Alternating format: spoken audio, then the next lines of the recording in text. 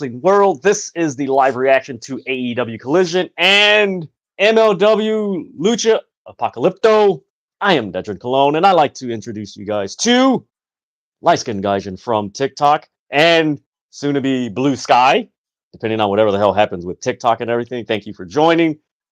Gaijin, it is going to be fun. It is going to be great. Make sure you guys who tune in, give this video a thumbs up, subscribe to City of Wrestling. That way you're notified when the City of Wrestling drops its latest content, goes live, and drops the latest news and random matches on professional wrestling in the community section of City of Wrestling. It's a variety of things that we've dropped.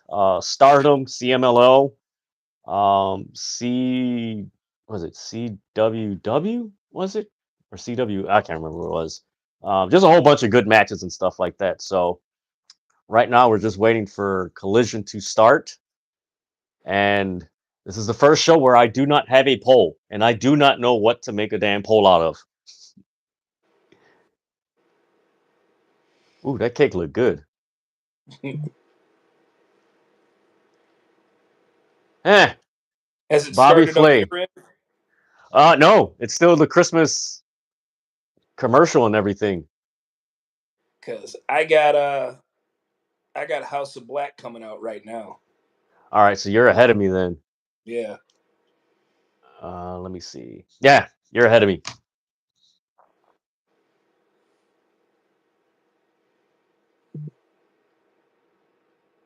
So yeah, what's happening on your end with the Right now, House of Black has just entered the ring right now. You know, you gotta love the aura that the House of Black comes out to. You know. Oh man, I love it.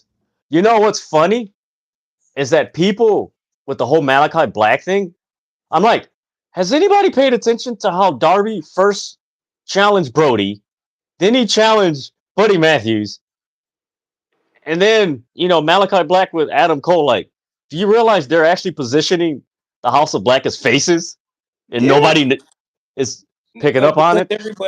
Everybody just wants to like assume what's gonna happen with the House of Black, and preferably, mainly WWE fans just want him to go back to WWE. I think he's happy with where he's at. Just let the man be happy. Yeah, because I thought about it when the Brody King feud with Darby happened. I'm like, that's who's going to help Darby against Moxley's crew, the House of Black. Mm-hmm. And if you think about it aesthetically, they go together. Pretty much. It looks good. All right, so what we got on Collision? Let me pull up the stupid card. Oh, we got the House of Black taking on the Iron Savages with Jack Jameson. And I never thought anybody would make Zuba-inspired ring gear. They brought it back. Okay. I mean, if you're going to bring back anything from the 80s, you got to bring back Zubas. Oh, yeah. Let's see. We got... In the main event, we have the Death Riders, or Pac, Wheeler Yuta, and Claudio Castagnoli versus Mark Briscoe, Kyle O'Reilly, and Tomohiro Ishii for the AEW Trios Championship. Then we got, for the four-way contender qualifying match, I believe that is, the Outrunners versus Top Flight. Damn, that's an interesting match. That's an interesting combination. Then we got Roderick Strong versus Beast Mortos. Then we got House of Black versus, like you said, the Iron Savages and Jack Jameson. We got Nick Wayne versus AR Fox, Kris Statlander. We're going to hear from Mariah May, the Acclaimed, Leo Rush, and Anna Jay. Damn, that's a lot of people.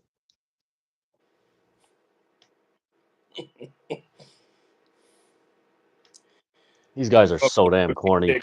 Going for the protein shake. And doesn't work against Brody. He just wasted about 2 scoops of protein. After that big boot from Brody, he wasted 2 scoops of protein.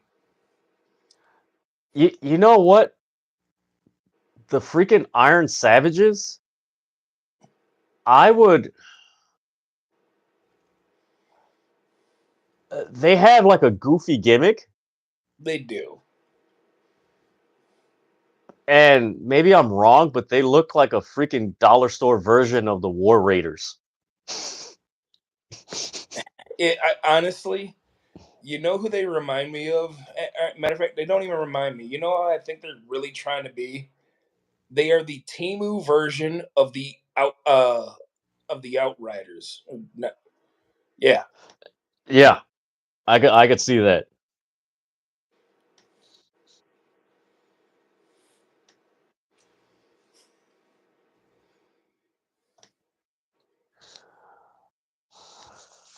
All right, who? All right, I do not know which Iron Savage this is that's on freaking Brody facing Brody King in the ring right now.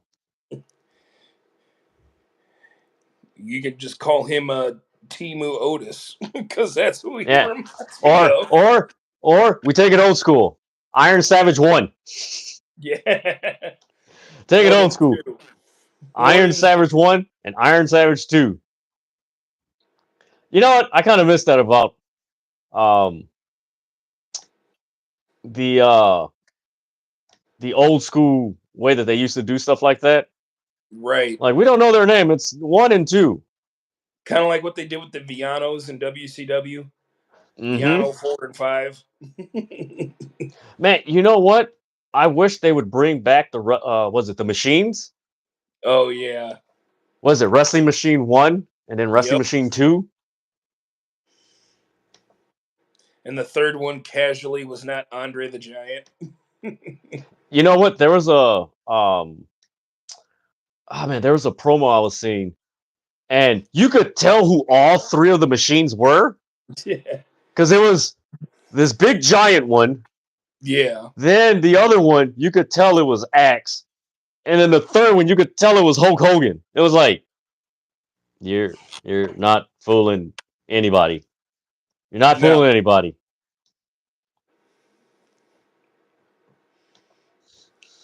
Ooh, nice move by Malachi Black. What the hell is? How are they still laying on? Man, he's. Hey, man, they're. Oh, Brody King with the splash. Woo. Damn, that is a big dude. And Senton was sick. That's all I know. No way. Hey, man, Brody King can dive. He just did a senton through the ropes on all three members of Iron Savage. That's one thing I appreciate is a big dude who can fly Man, and and is that dude's not been afraid doing to put that. his body at risk. He's been doing that since Ring of Honor. And people don't give him Malachi with credit for Dark that. Matter. Buddy Let me Matthews see. setting up. Jackhammer. So, folks, if you're watching this, my buddy Light Skin Gaijin is, I want to say, what, a minute and a half ahead of me?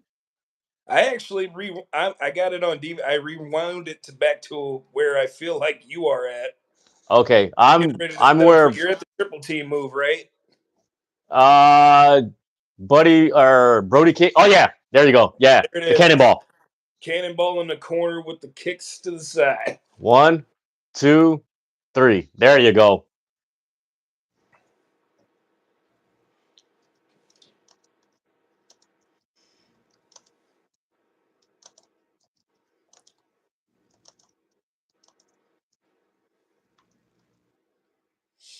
House of Black with the victory. I mean, we That, kind of that was knew that a we were going to be Iron Savages, but you know. man. You know what? Ever since they changed Dynamite, I feel like they need to freshen up Collision's logo. I would Like it's agree. missing that edge.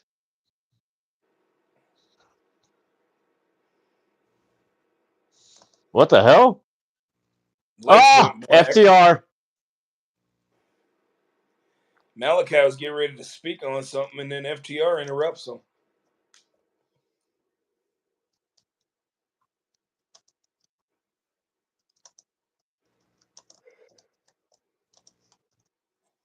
All right, now I have a poll in my head that I'm gonna put down now.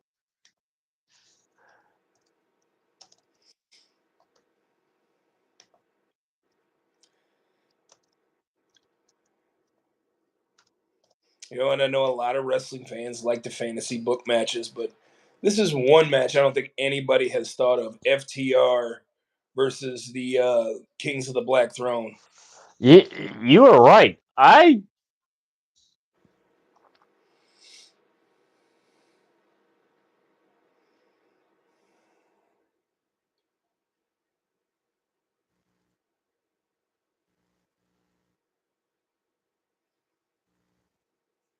Okay, we got FTR and House of Black in a interaction, not a confrontation.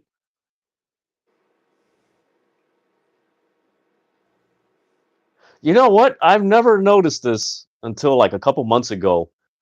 As much as people compare FTR to Tully and Arn Anderson, Mm-hmm. they're more like the Midnight Express.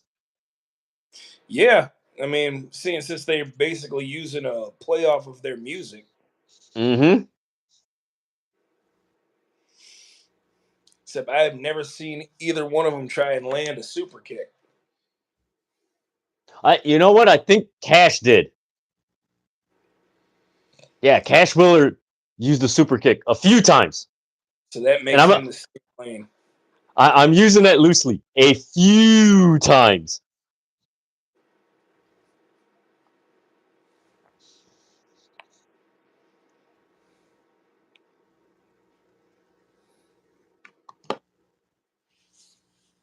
Oh.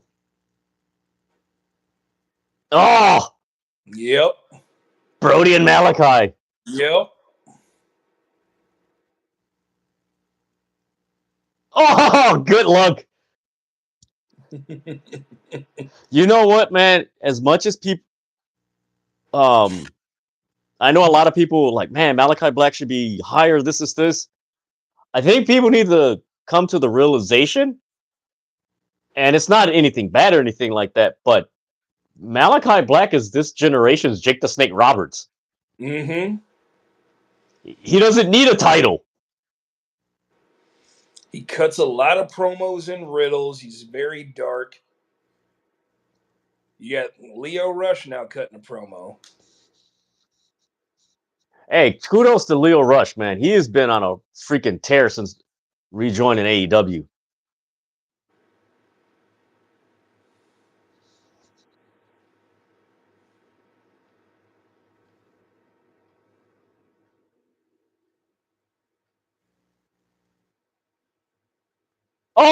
Oh, we're getting a reuniting.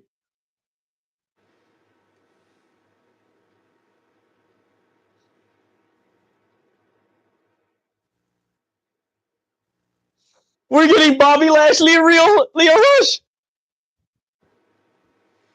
The Hurt Syndicate, I believe.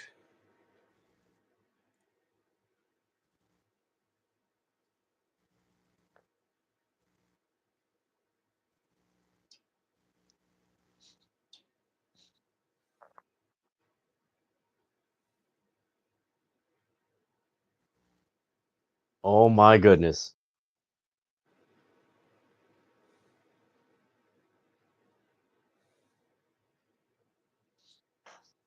Oh my goodness. Oh! He's calling out Swerve.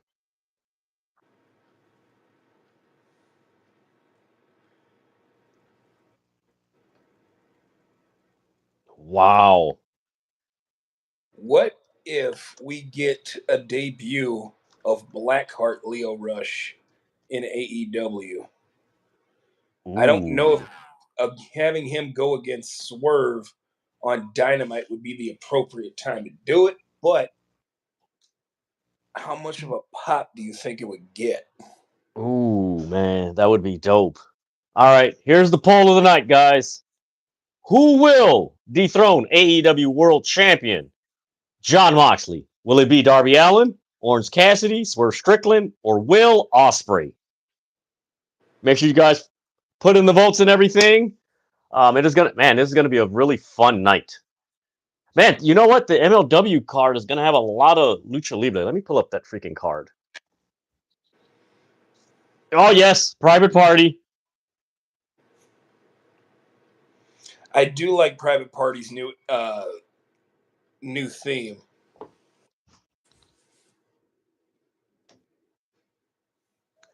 I tell you something, and this is going under the radar. If anybody was watching Sammy Guevara's vlog, it was him, Private Party, and Daniel Garcia. They were always together. And by AEW putting Daniel Garcia with Private Party, people don't like, oh, why do they do it? It's like they're paying attention to what clicks.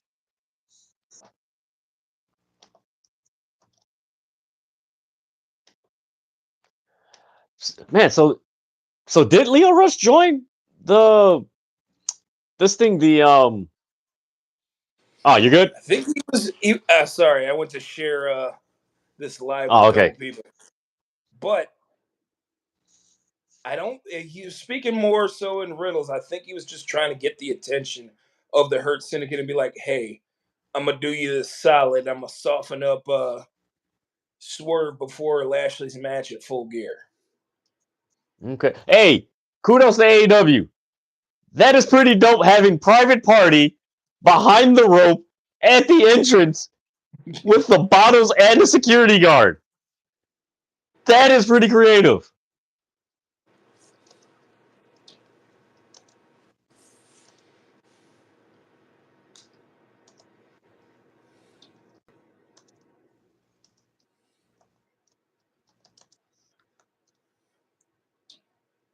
All right, guys, we got Top Flight versus the Outrunners. You know what's funny? The Outrunners entrance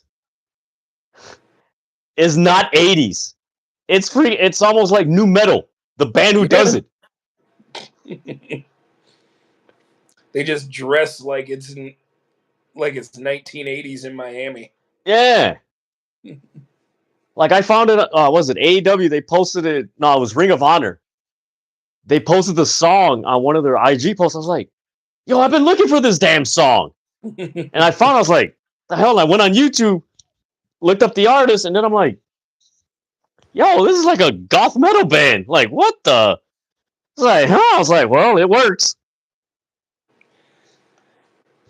I'm a bit perplexed on who I want to win this match.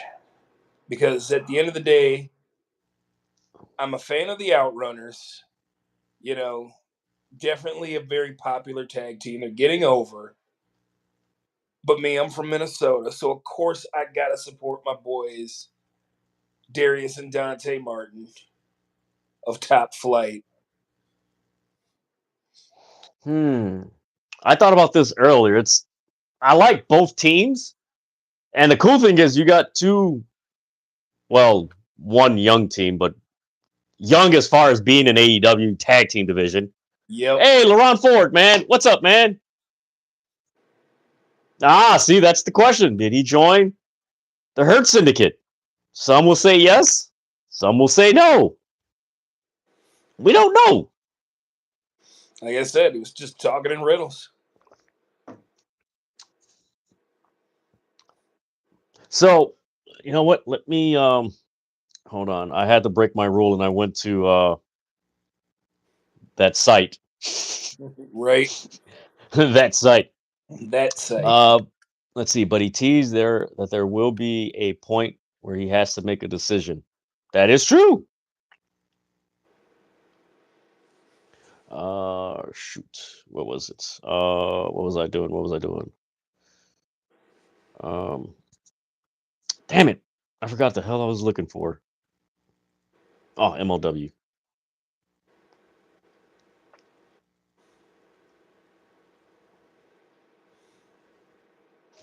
All right, so here is the card for MLW after AEW Collision.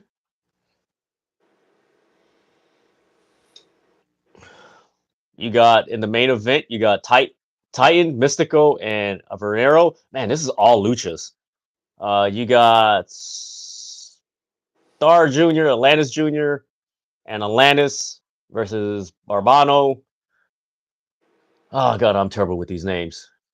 You got a 6-man tag there. Then you got Bad Dude Tito versus Matthew Justice. This is the match I'm looking forward to. Luvia, Janai Kai, and Persephone. Persephone is a wrestler people need to take a man. She's the real deal. Then we got Alex Kane versus BRG. Then we got Kevin Knight and Esfingi versus Ultimo Guerrero. Oh, Hechiseto. Woo! Woo! It's gonna be a good one. That's gonna be good. And that comes up on YouTube later tonight, right? Yep, on YouTube, guys.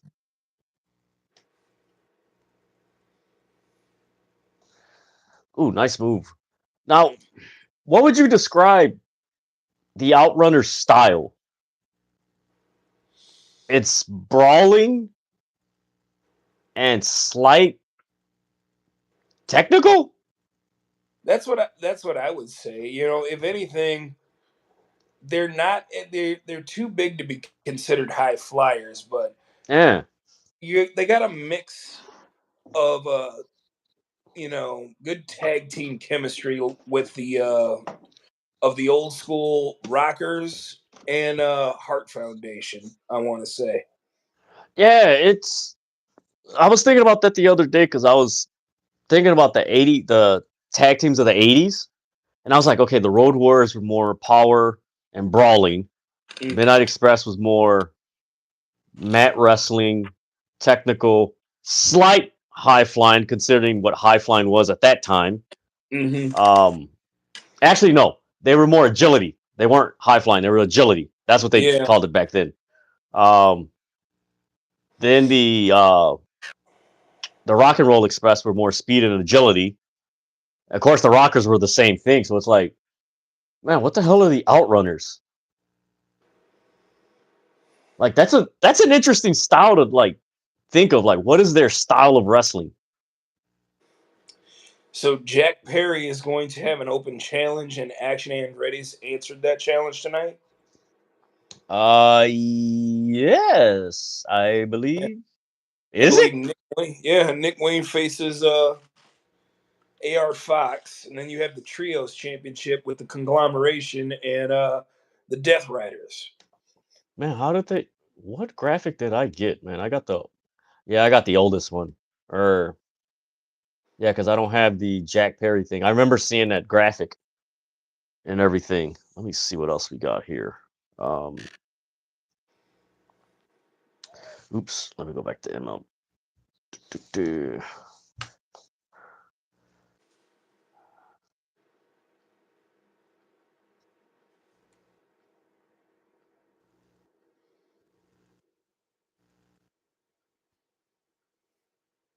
All right, let's see.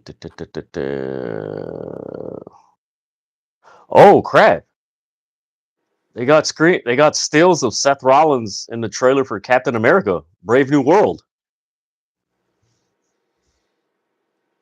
Oh yeah, that is him. I might, take some time to actually go out and see that one. I remember saying I was going to go out and see Deadpool and Wolverine, and never really made it out there. This was a match that happened on Superstars. I just came across it scrolling. This guy wrestled Hulk Hogan. So for all you wrestling fans that like to body shame people, in the 80s, you had a lot of different body types. And this was one of them. Mm-hmm. Yeah, LaRon, I guess they kept the scenes in or what have you. Then again, you know what? It wouldn't surprise me if they did keep it in because most wrestling fans aren't aware that Endeavor, which owns TKO and WWE, they're a part of the largest talent agency in the world as far as actors. So there's some Hollywood pull like, hey, keep our guy in there. Because, I mean, that's easy press. One of your top what? He's behind. Let's see. You got Roman, Cody, Seth. Oh no, Jey Uso. Well, the Bloodline, Cody, Yep. and then Seth. Oh, nice dive.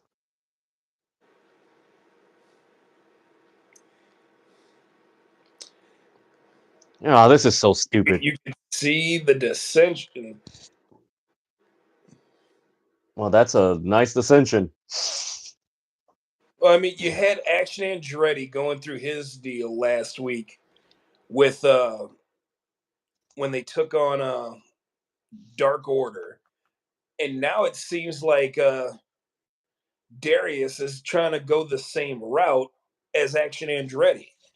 Yeah, it's really interesting. Let's see, but they were the ones that didn't let Damian Priest take the role. Neymar and Black Panther too. There's a lot of Laurent. All I gotta say is just think about what's transpired this past week. True. I ain't gotta say nothing else. Just it answers itself. We don't need to go down that rabbit hole. Yeah. Let's just not I even think think about it till we have to. I think Private Party is breaking up. Ah, that's tough. That's tough I to wouldn't say say if anything they. time soon. I think if anybody's breaking up, it's Top Flight. Yeah, I think it's gonna be actually the team that's breaking up and nobody's talking about is the Acclaimed. And I think what's gonna happen because Max Caster kept the card, and everyone's looking at him like, oh, he's gonna turn on Anthony Bowens. I think Anthony Bowens is gonna turn on Max Caster.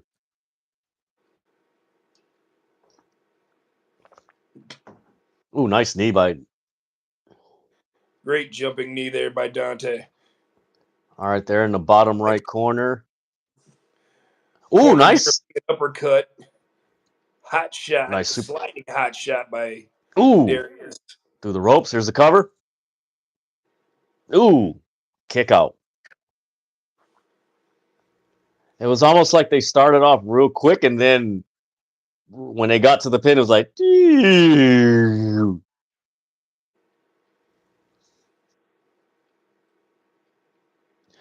Which member of the Acclaim do you think joins the Hurt Syndicate? Anthony Bowens.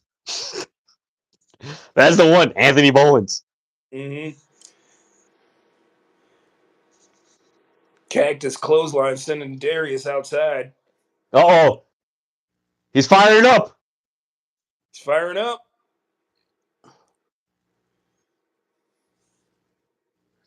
"1980s Terry at his finest, brother. Brother." I love it because you don't get this anymore. No. Listen to the crowd. They're going along with it. The Outrunners are over. Uh-oh. Oh, nice. Okay, that was a nice double team move. The Outrunners win. Swinging power slam neck breaker combo. I love that.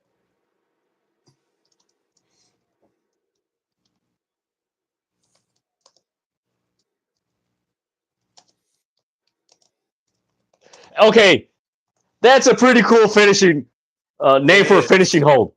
Total Recall. I like it. It's gonna get them over.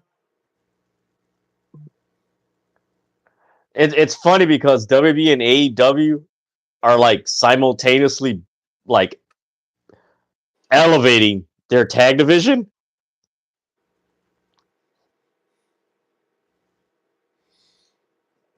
You know what? Go ahead, Gaijin. I just saw the comment about how the Outrunners should not work in AEW, but for some reason they do. Here's my thing: what would they have the Outrunners do in the other company other than be comedic relief? Because that's all I see them doing in the other company. That is true because if they were actually, you know what? the only company that logically they would fit, but then again they would just cap them is Impact Wrestling or TNA Wrestling. Yeah. Because that's the thing, like with comedy gimmicks now, man, it's just a horrible habit from like just pro wrestling in the 2020s is that like they cap wrestlers too soon. Like they don't maximize how many wrestlers they can play off of. Then okay, you cap them. They just cap them like, okay, we had these two great foods. That's it.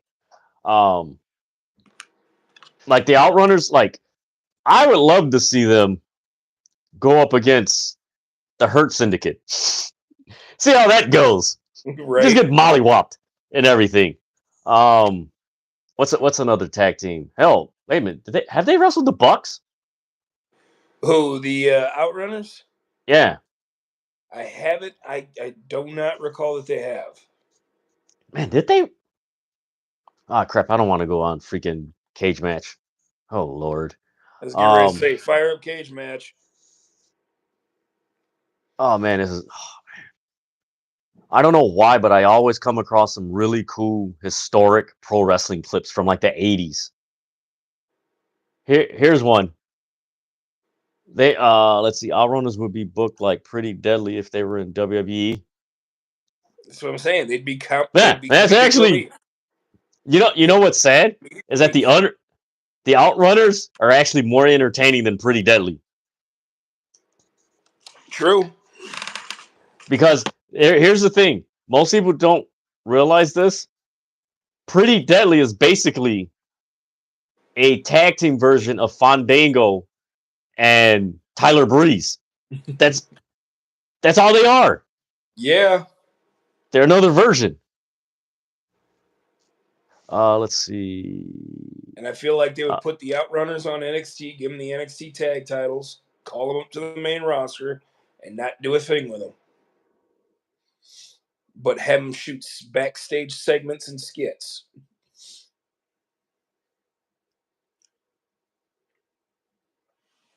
Wait a minute. This guy. Okay, I think this happened tonight. So this guy had a sign: pro science, pro choice, pro wrestling. Hey, there. Can't argue with that. Hey, did you get a chance to see the NXT main event with all the women? No, I have not. I finally check it out tomorrow. Yeah, I finally got around to it, and what's crazy is that, well, it's not crazy because all of us can possibly see it. Like there was not that many TNA mentions regarding Jordynne Grace. Well, I remember hearing that her contract got amended so that it ends at the end of this year or sometime early next year, like in January. So, I mean, if they're not mentioning her, that kind of tells me that she's on her way out. But who knows? We'll see.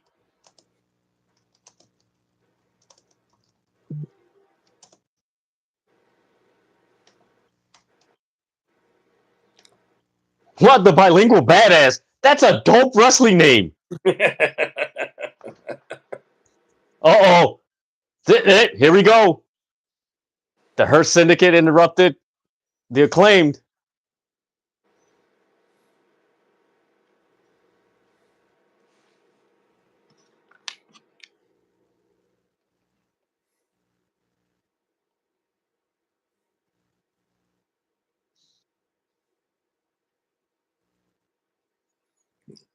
Oh!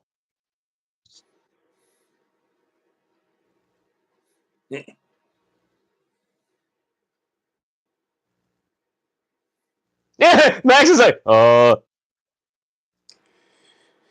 Max didn't even try to hear it, but I'm pretty sure MVP is in his head.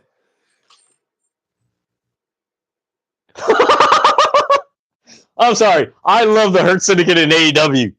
So do I. Let's see. And she just, let's see. I really enjoyed it. Jordynne is as good as gone. Yes. She's going to WB as soon as her deal is up. and she just dropped the title to Masha. So there's not. Yeah, you know what? It's a repeat of Naomi last year when she dropped the title to Jordan, ironically, and then went to WWE.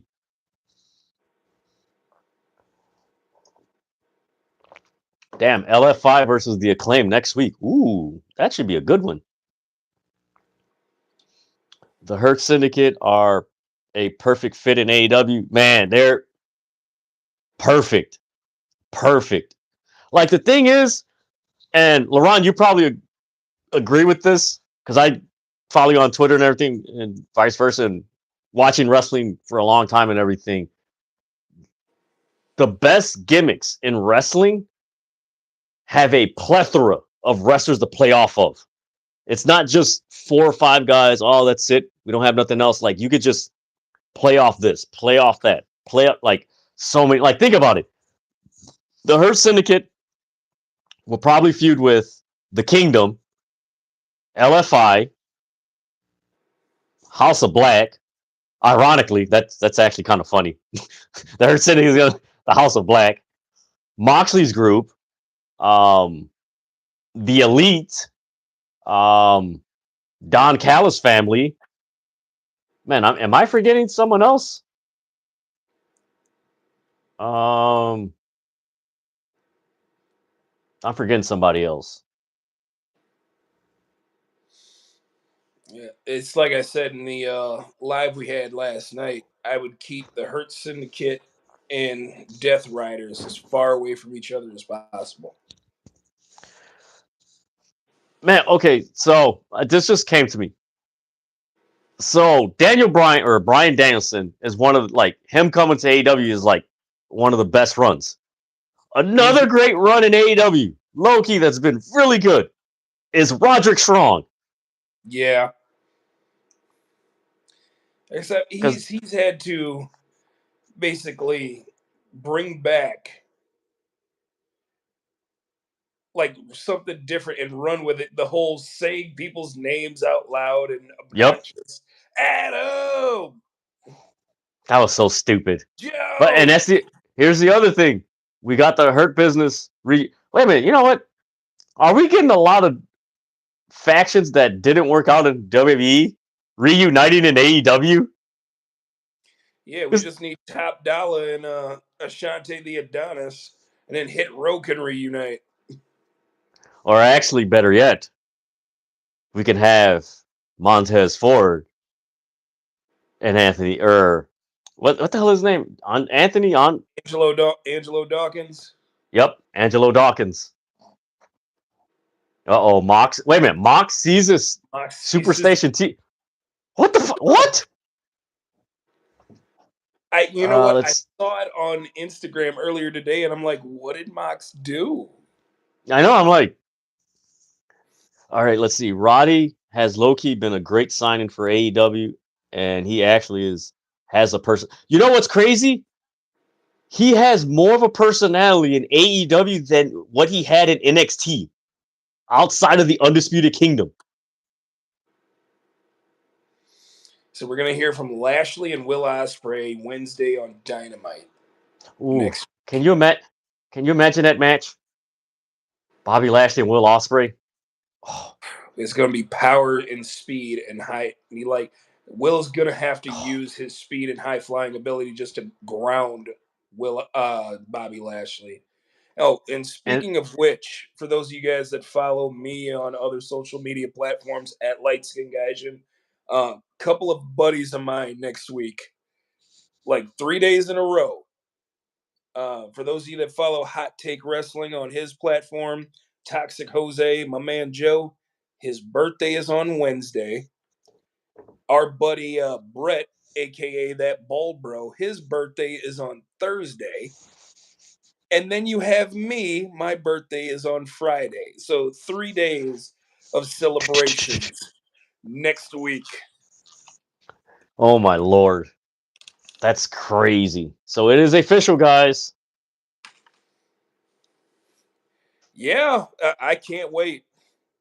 I cannot wait. That's going to be so good. Wait a minute. And Bridgeport, Connecticut. I would love for Leo to bring out Blackheart Leo Rush. Oh man.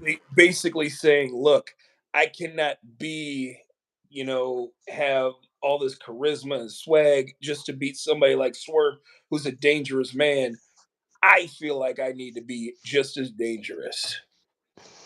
And man, I love that Blackheart gimmick, man. I'm like, the first time I seen it was when he I seen a picture of it. I'm like, oh, I thought it was like a filter. I was like, all right, that's a filter. But then when I saw it in a match against Mustafa Ali, I was like, Yeah. holy crap, who the hell is this? There were a lot of people who are saying, oh, it's corny. It's just a play off of Finn Balor. And I'm like, look, Finn only breaks it out every once in a while, and he hasn't done it since WrestleMania 39. So, you know what? I say let him have it. Like, if Finn's not going to bring out the demon, let Leo have Blackheart.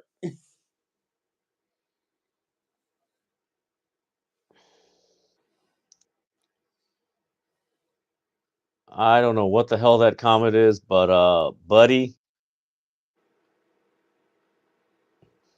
I don't know was what wondering the. why it got quiet. I was like, I'm like, what the?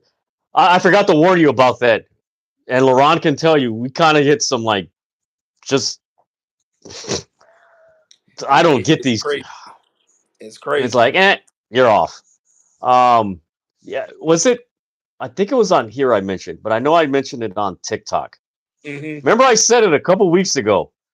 I'm like, everybody's anticipating, oh, Shane McMahon's going to be at Full Gear. And I'm like, they're going to build it for World's End. And look at how they're building everything. They're building it for. I say it's perfect. Hey, wait a minute. That's why Mike Bennett and Matt Taven aren't there. They were at Fighting Spirit yesterday, the New Japan Yeah. show. I heard it was a really good show. Let's see. Yeah, Did you you see the got promo by Montez Ford? from where was Like it backstage of SmackDown? I think I sent it in the group chat. I believe so, yeah. What did you think of it? Hey, I don't know. I feel like there's a lot of hidden messages within that. I thought it was peculiar that he's like, yeah, we teamed up with people and they left, and it's like they didn't necessarily leave. Like their contracts weren't renewed. So it's like you can't come back to a place when your contract isn't renewed.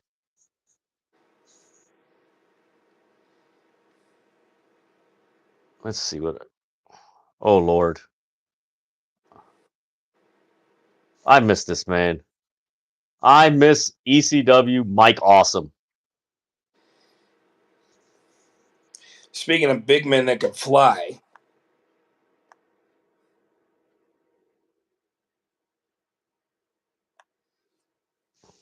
Oh Lord. Oh Lord. You follow Russell Cringe, right? yeah, every now and then. So someone tweeted under Wrestling News Company's tweet, what changes need to happen in AEW to get attendance and ratings up? This person responded, have Tony Khan accept the truth. AEW is not at the level of WWE. Move to smaller venues. Let Tony Khan move away from the booking. Hire a good booker. I propose Jim Cornette. Here is what Wrestle Cringe posted alongside that interaction on Twitter. Jim Cornette out as ROH Booker. What went wrong? That's immediately what I thought of too. And I was like, you guys know there's a reason why he's not booking shows for Ring of Honor now, right? It's you know what? I remember Will Washington when he was still doing Grassroots podcast before he went to AEW. And this was like, man, I want to say a year before he went to AEW. And I believe him, Righteous Reg, I think off and Phil Lindsay. Shout out to Phil Lindsay. They all mentioned that like we don't need all these old heads coming back into the business because the main thing is there is a cultural difference. Damn. There really is. You seen that backbreaker Oh too, man, right? nasty backbreaker by Mortos. Damn. There's a cultural difference. It's like what can what can some 60, 70-year olds identify with a 34-year-old in 2024? Like there's a gap. You need to get the new generation. All right, this is a pretty solid match. Power bomb, right up into the knee. Oh man, that power bomb on the knee. Oh my lord. You know what? Whenever I see that move done, I don't think it hurts the person that's receiving it. I think it hurts the person that's giving it. I believe it. You're not wrong. Because you're dropping somebody's weight all the way up on just your singular knee. Like, man, one of my dream matches, if they have, well, they're going to have Forbidden Door next year. I propose this dream match. We should see Beast Mortos versus Hechiseto. yes. Give us that.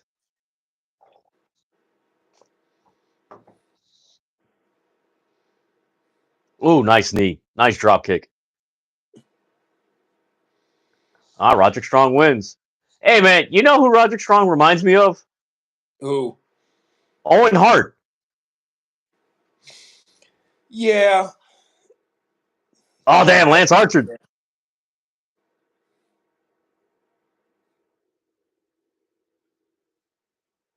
Damn. Nasty Razor's Edge bomb? Hey, man, Brian Cage looks dope with the beard. He does.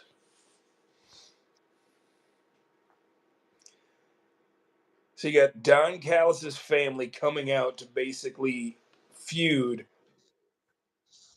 with Undisputed Kingdom at the behest of MJF. So, does that mean that Wardlow is going to make the save soon? I would not doubt if Wardlow ends up going back to MJF. Okay, this was a dope main event match. Mariah May. So, they're showing a highlight of last Saturday between Mariah May and Anna Jay. Hey, shout out to Anna Jay. Her improvement as a wrestler within the last 6 months, not a year, 6 months, has been amazing.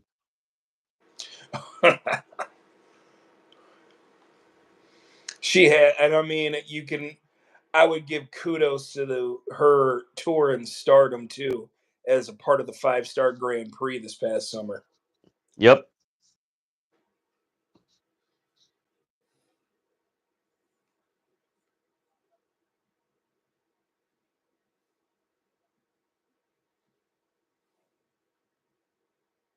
All right, she's holding up the title in the promo.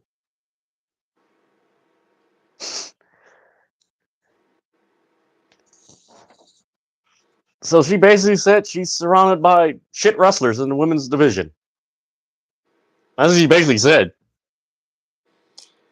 This is going to be very interesting when Mina shows up Wednesday for With Dynamite. Tony Storm. Mm-hmm.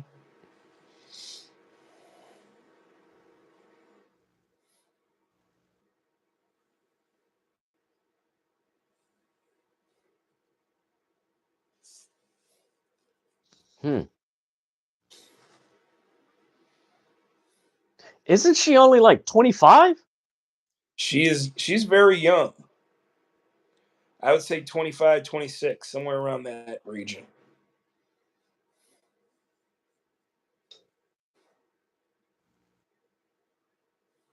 You know what? Mariah May is an evolution of the heel Dr. Britt Baker character from 2021.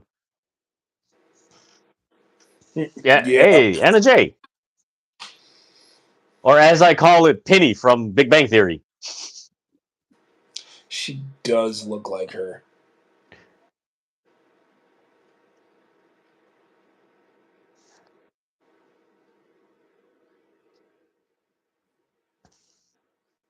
Damn.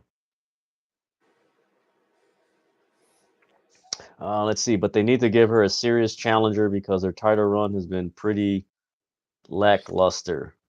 You know what? I could see that. She did have a good match with Willow, and I would say the match against Anna Jay last week was pretty good too.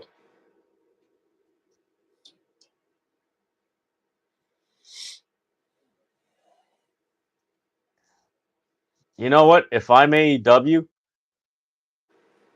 damn, Anna Jay with a very serious promo about Mariah May. If I'm AEW, if they're shopping Shockwave, I would turn that into a women's show. I would legit turn that into a women's show and like full hour. That's it. And then the way I would book the women's matches on Collision and Dynamite, those would be the marquee matches on Dynamite Collision. Then if you want to watch the whole women's roster, because think about it, in 1 hour, Rampage has what, 4 matches? Mm-hmm. You get 4 women's matches in an hour on one show. Hey, this Gladiator 2 looks pretty dope.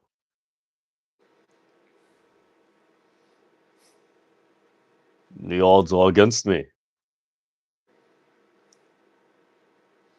Is that Denzel? That is Denzel. Yep. All right, let's see. Oh,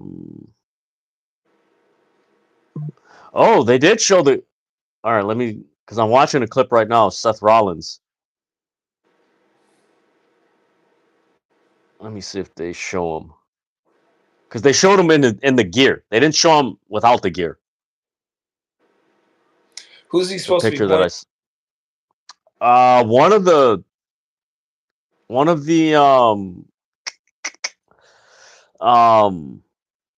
yeah, officers.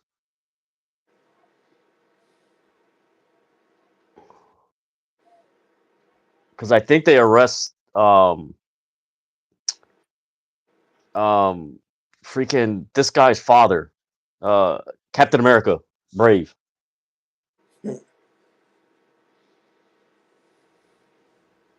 All right, man, this is a very interesting trailer. Yeah, I think this was the one where Harrison Ford turns into like Red Hulk. Yeah.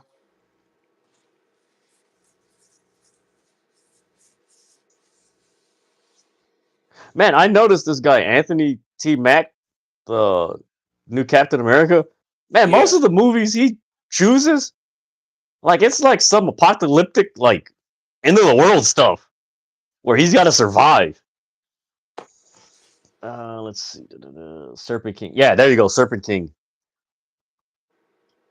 Let's see. Hey, this is a pretty dope movie.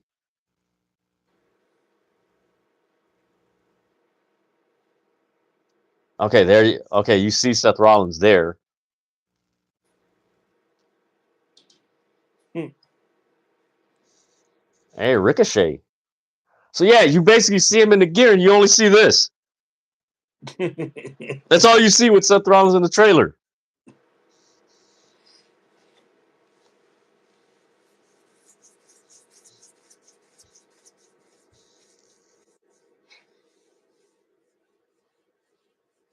Oh, it's been 7 years between Swerve and Leo Rush. Here we go. Look, Defy. Not bad. Said All right. sometimes you will get really good matches that from two individuals that have basically made magic from the past. And you know what? They've been doing that a lot with any matches in Defy. Mm-hmm. Man, I really wish AEW would have put Kris Statlander with the House of Black instead of Julia Hart. Although it helped Julia Hart. It helped Julia Hart big time. But I mean, Kris Statlander in the House of Black.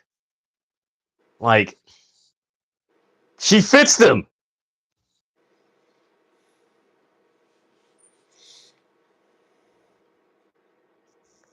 Like, especially when she was dressing in the all black. I'm like, Mm-hmm. think about it, she does have the tattoos. Yeah. All right, Ashley Fox is getting in some offense. That is cut off by Kris Statlander with this freaking F5.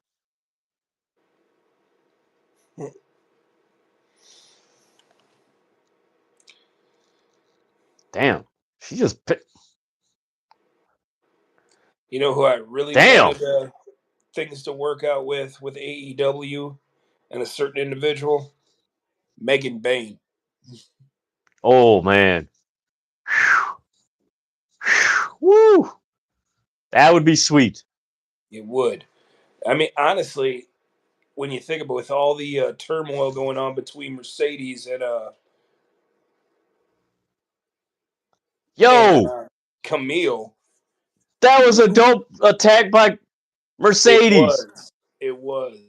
She just hit the was it the bank statement or the bank statement and rolled it into a freaking submission hold. You know what? Never say never, LeBron.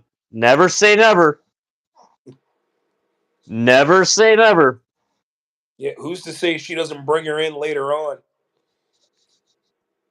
Because I mean, I things think with you know Camille what? aren't working out. Yeah, the backstabber.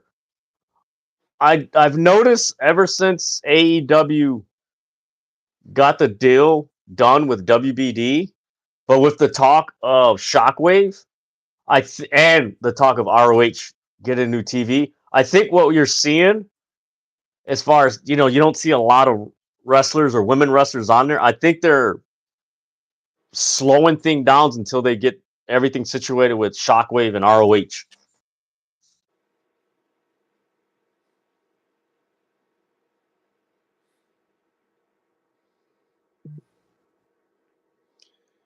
This is pretty interesting with Roosh now giving the third degree, reading the riot act to the Beast Mortos.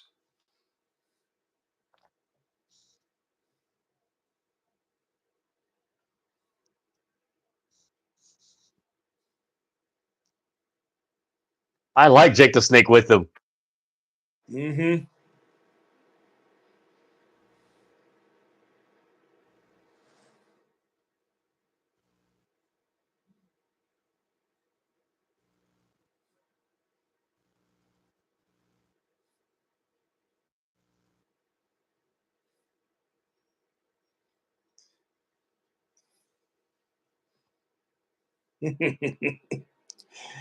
Oh, Jake the Snake and his play on words here. Hey, he's the snake in the tequila. There you go. Let's see. Since TV has been done, the amount of time the women has gotten has shrunk. That's what I mean. Because of so you got to look at it this way. They got Dynamite and they have Collision. But then they're going to make some changes, of course, in 2025 and stuff like that. So then you have Shockwave, that third show. So are they going to film it after Dynamite, or is it going to be another day where it's live? That's the thing. If it goes to Fox, do they want it live or do they want it taped? More than likely, they want it live. So now you got to set up that. Then also, whatever happens with ROH. So it's like, okay, if that's on a network, is it going to be taped? Is it going to be live? So you have those factors. But I will say this: even though the women's time has been shrunk, I will say these storylines have still been interesting. They really have. Yeah. Because they do manage to do some really good women's matches on the pay-per-views too. Yeah. Let's see. I'm pretty disappointed, to be honest. There's not a talent issue anymore in the women's division. They really should. Well, that's the thing. If you don't know what's going to happen with your third show in Ring of Honor, you really can't. You don't want to start pushing people, and then when you have a show, you got to move people over here, move people over there, and then it disconjoints the overall story that you're telling. That's the thing. Like you could, like, granted, they could put everybody on, but you want to keep the continuity of the overall story that you're telling with the your TV and everything. Not as far like it's easy, like, oh, they should do this with individually, but as a whole, when you like, for instance, right now on Dynamite, it's basically like Mercedes Monet's storyline and everything. If you take that storyline and let's say add more people to it, or for instance, these people, Deanna Perraz and Taya Valkyrie, you add them to Dynamite. Then you add Mariah May's storyline. You start adding stuff, and then let's say, oh, we got Shockwave. Now you take Mercedes Moné's off. Then, if you market Dynamite where you've had Mercedes Moné marketed on Dynamite for the past 3-4 months, then when she's not on there, it's like, oh man, where's she? And then people who normally tune into Dynamite are not going to tune in and tune in on Shockwave. So it's you got to be real strategic in how you position and move people off of TV shows. Because at the end of the day, it's a TV show. Oh, there we go. All right, we got Jack Perry and um Action Andretti. I was gonna call him. He reminds me of a movie character. And I believe it is for the TNT title. Actually, no, he doesn't. No, that's. I was gonna say he remind me of Bullethead from a Steve Harvey show. Bullethead. Like, no, can't add him. Can't add that. No, no. Yeah. So hopefully, LeRon, that kind of explains things and everything.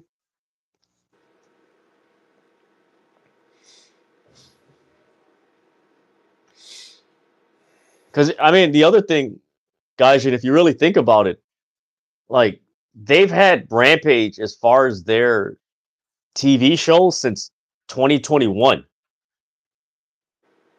and it's aired on Fridays. Yeah. So if you're taking that off, when think about it, Rampage is going to be off the air in another month. Yeah. Nice back suplex by Jack Perry on the apron. You saw Jack Perry? The guy behind him was like this, and he goes like, "Oh man, that's funny."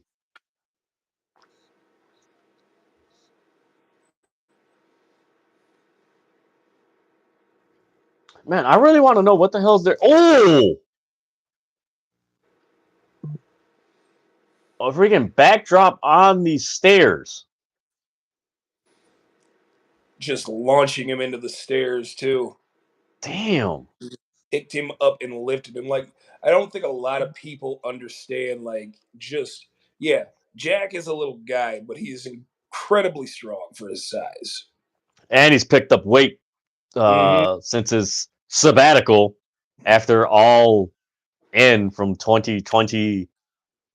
Yep, Yeah, 2023. 2023. Okay, this is going to be interesting. Trios match too, by the way. Conglomeration and Death Riders. And yes, they are no longer called the Blackpool Combat Club. It's going to be December 15th, Long Beach, California.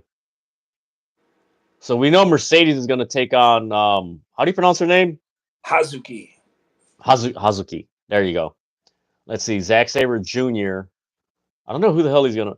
Hey, you know what? I wonder if we're going to get an appearance by Kenny Omega because Gabe Kidd is on this card.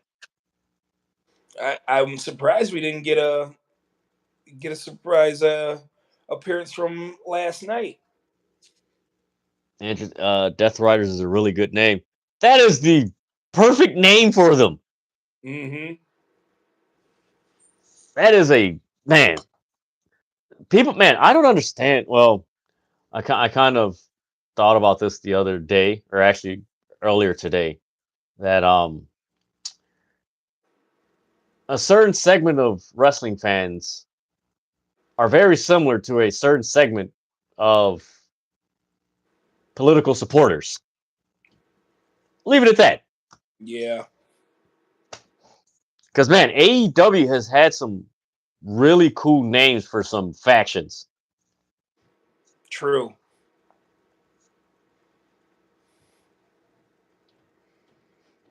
So here's my question, guys. So the Mm-hmm. Bucks are at home, right? Yep. Jack Perry's practically on his own, and Okada's on his own. What the hell's gonna happen with Okada?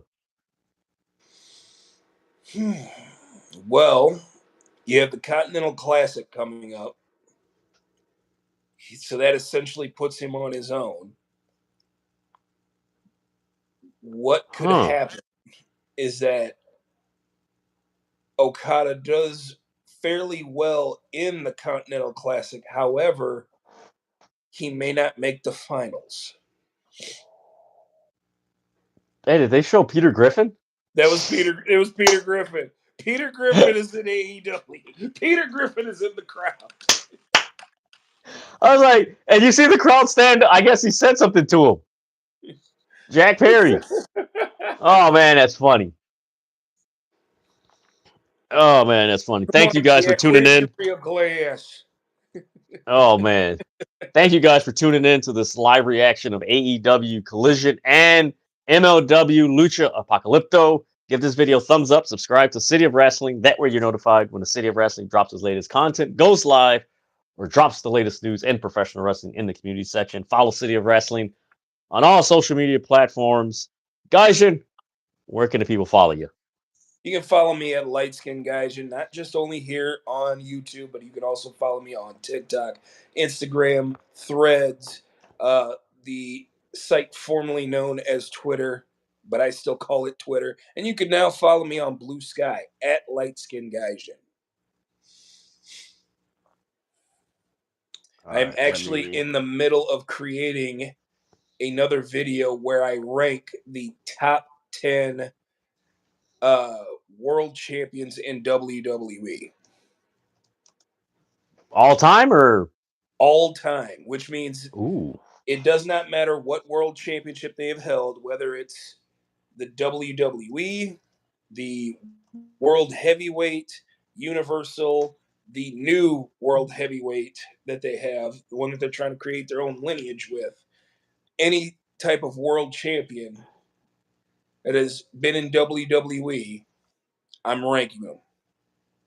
And some people may like it, some people may not. Some people may ask, "Well, where's this person?" I'm telling I may have to like amend it and actually make a top 20 just to be safe. See, I warned you about those lists. Once you Yeah, start doing it, you're like, man, I gotta like extend it a little more. Like I had to yeah, catch myself because the top 200 list, damn, that was a nice 450. it was springboard style. So when I got because I have the list uh pretty much set, I just gotta rank it properly and everything. But then it came to, I'm like, damn, I might have to extend this to like 250, and I'm like, oh hell no, I ain't trying to put the damn graphics and everything in a video. I'm like, nah, I'll keep it at 200. I think what I'm gonna do is I'm gonna keep it at 10 and give 5 honorable mentions. And because I'm Oh, nice, what an amazing Spanish fly counter by Action Andretti.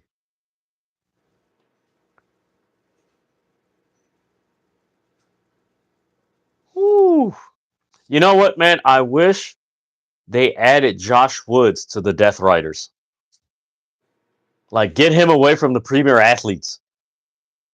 And because he's got so much potential. he's a former Ring of Honor Pure Champion. Yeah, and Yeah, isn't that interesting?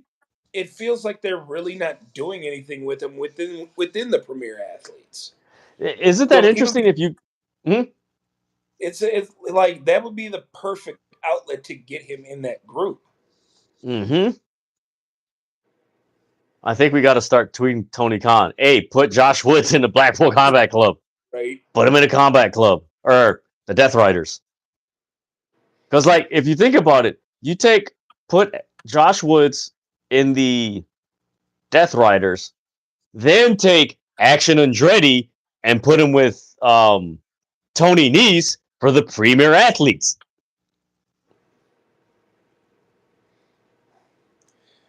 Whew. Yeah, I like the idea. They've been using Josh Woods all wrong. He should be destroying people. He should. I think, you know what, with him, with a lot of the wrestlers, if they're not being pushed, of course it's creative, but also, I know it was Deanna Peraza. She hasn't been on because she's been going to school.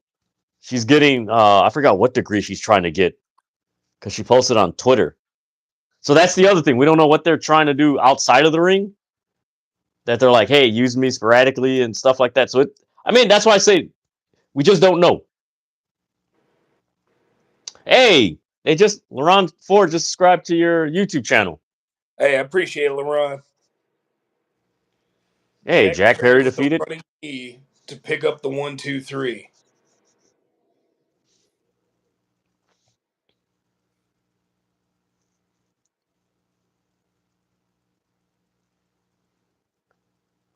Man, who the hell's injured in the NBA? Oh, wait a minute. Zion Williamson's injured indefinitely. Lonzo Ball is injured. Could be indefinitely. Somebody else is injured indefinitely.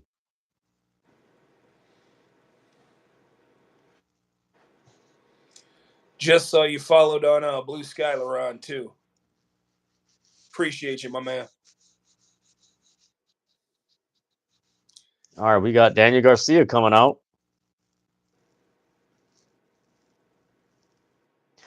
You know what?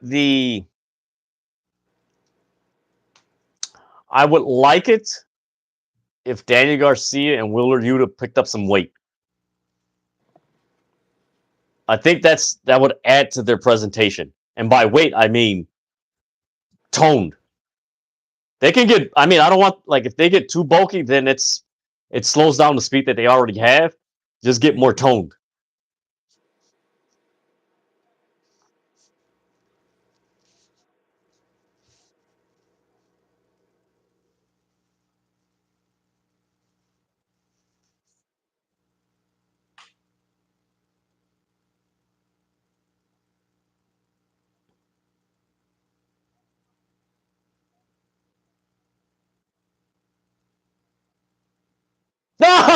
Multi-millionaire Nepo baby.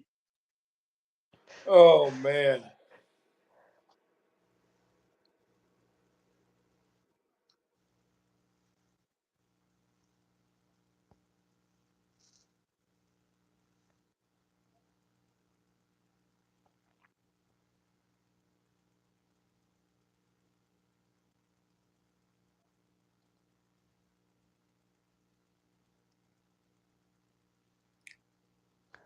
Man, Gaijin, you know what this is?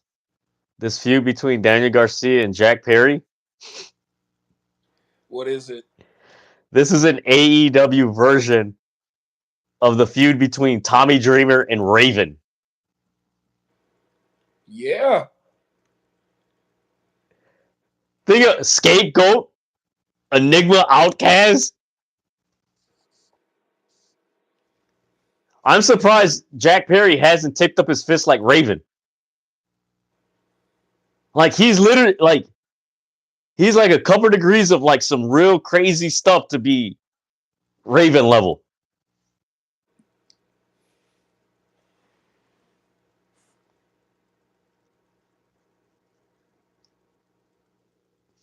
Dude, just tape up your fist like Raven.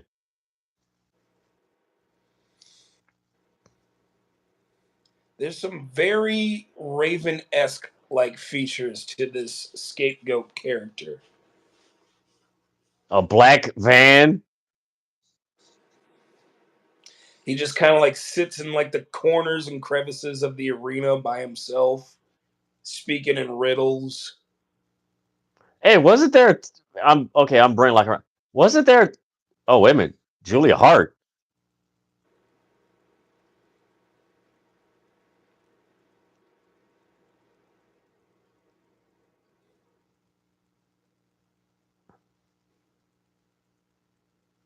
Oh, this is cool.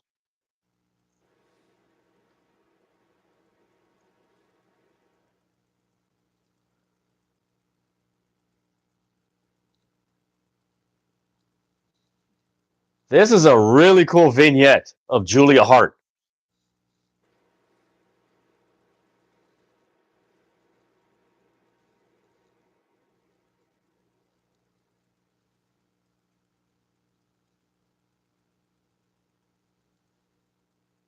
What the hell? What? They what? She got shot in an air. What? She's destroyed the old version of herself. She's destroyed a Yo, version of herself that made her weak. this That's is what it hilarious. is. We go from Julia Hart shooting her old self to the freaking Outrunners. I think we're gonna get a series of vignettes that brings back Julia Hart in a way that I don't think we are ready for, and I can't wait.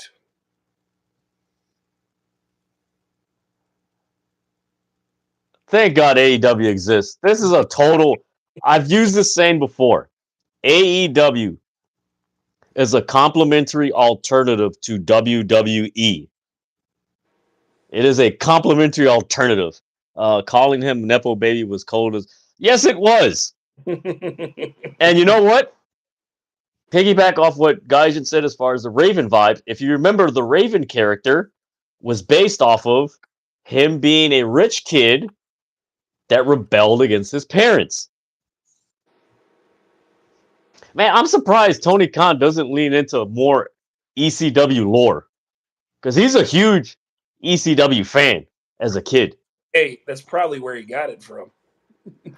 Probably. Like honestly, if whenever they bring back Warlow, they need to bring him back like freaking Mike Awesome in ECW. Just go through people. Oh my lord, Gaijin, can you imagine Warlow versus Takeshita, a modern day Mike Awesome and Tanaka match? Oh, It's essentially what you're getting. Like one dude who just loves to powerbomb people and powerbomb people through tables. oh man, I just man. flipped it to the Alabama LSU game, and it looks to be pretty much a wrap at halftime. It's 21-6 Bama. There was man. What was the 45-0 Ohio State? There was Ohio State and Purdue, and I think Texas thumped Florida. Yeah, like me and my dad were watching. And like the first half, it was like, no, the first quarter was like 28. It was like, yeah, this game over with. They, Mm-hmm. you ain't coming back. There's a spanking. And then we watched another game. You look at the ticker. It's like, yeah, 45-0. It's like in the third quarter. It's like, yeah, this game over with. Like that game's over with. Man, who could? Okay, so you know what, guys? Mm-hmm. Either we do. Man, you know what? I might do it on this channel. We gotta go through the ECW roster Yeah. and see what AEW wrestler could replicate that gimmick. Julie did turn 23 yesterday. Yeah. Dude, oh my lord, I'd never thought about it. MJF, because everyone compares him to like Punk and everything. MJF is AEW Shane Douglas.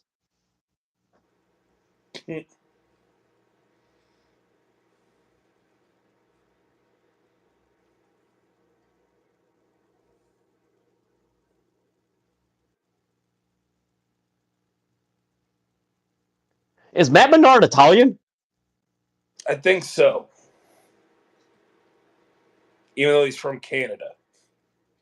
Let's see. I wonder if this means Julia's returning soon. Yeah, she's turning. I believe Sean Ross Sapp reported it that she's returning. Like Oh, I said, the series of vignettes that I think we're going to get here in the next couple of weeks are going to be very telling. yeah. Well, I got to put. You know what, guys? I'm gonna put that list together. We got to do that. Because there's AEW can tap into some ECW gimmicks. Like some really good Like, think about it. Who is this in AEW? Who would be Tajiri? Huh. Kota Ibushi. Okay. Who would be Super Crazy? Striker and Striker.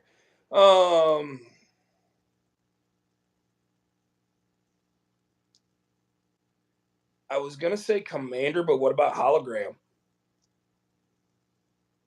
Oh. Hologram and Commander. Man, you know what? Now thinking about it, man, ECW had some solid feuds back then. They really did. You know, and they didn't really have to tap too much into like creating a storyline, but they had some really good feuds. I mean, Man. Taz and Sabu, Raven and Tommy Dreamer, Rob Van Dam and Jerry Lynn, just to name a few. Man, you know what, man? I got a feeling. Damn, nice. Okay, this is gonna be fun. AR Fox and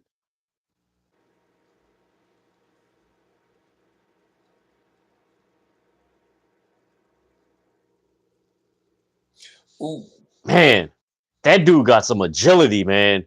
he does. So right now, folks, we got AR Fox versus Nick Wayne. And AR Fox just hit an amazing over-the-top rope dive to the outside in front of the announcer's booth. But hey, I got a feeling that the Hurt Syndicate are going to try to recruit Okada. They just might. Because you think about it. He got money. He makes it rain. The Rainmaker. Dude, you know how much of us I don't want to say slap in the face, but like atop that, to freaking put Okada with the Hurt Syndicate. Oh man. Like that's that's nasty. It would be such a I mean, I know people would think it's going to be a weird dynamic, but just think about it. He'd just be sitting there cutting promos. Everybody does their talking, and then here comes Okada just to like out of nowhere, bitch. Because if you really look at it, MVP's assembling a bunch of assassins. Like some actually no, that's not the term to use. Shooters. There you go. Old school term. Shooters. And man, whew. Man, Split the barricade.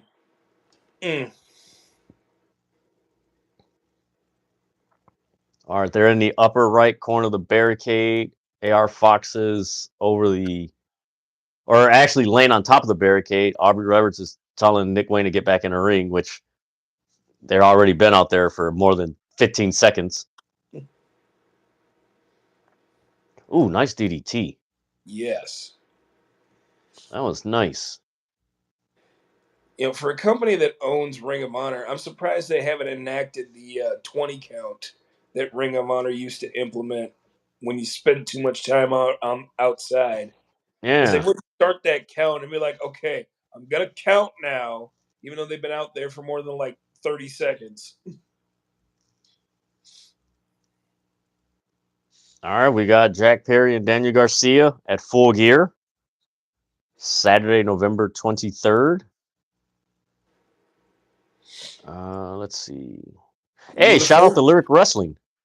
Mercedes was on Dynamite, Fighting Spirit Unleashed, and Collision this week and stood out in all of them without even wrestling. Whatever this direction is heading into this string of big matches for, I like it so. Man, I didn't think about that. She was on Dynamite, at Fighting Spirit, and Collision. I like that. You know what? You know how I stand with this, guys. And till this day, Bayley should be with Mercedes Moné in AEW. Yeah. Because she ain't doing nothing in WWE. Because think about it. If she was with... So you have Mercedes with Camille. You have Bayley with them. That would lead to Kris Statlander and Willow versus Mercedes and Bayley. Yeah. Oh, my Lord. There we go. Hey, Honey Bunches of Oat, man. I haven't had that in a long time. Hey, man. You notice this, man? We haven't been getting a lot of food commercials during these wrestling shows. No. I've noticed that. It's like, what? They want us to starve while we freaking watch these shows? Don't think of food. Say it from the TV. Gino. I just got an ad for a sporting goods store.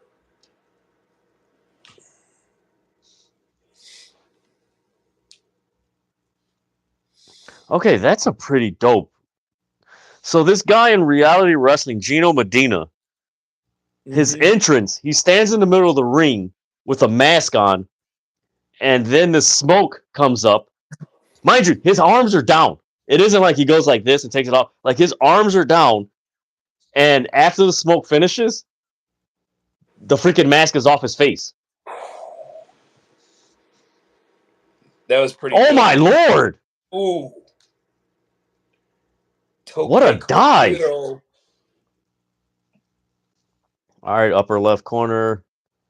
AR Fox. Ooh, that was a 1, 2 kick out by Nick Wayne. Man, Nick Wayne reminds me of Shawn Michaels when he was 18.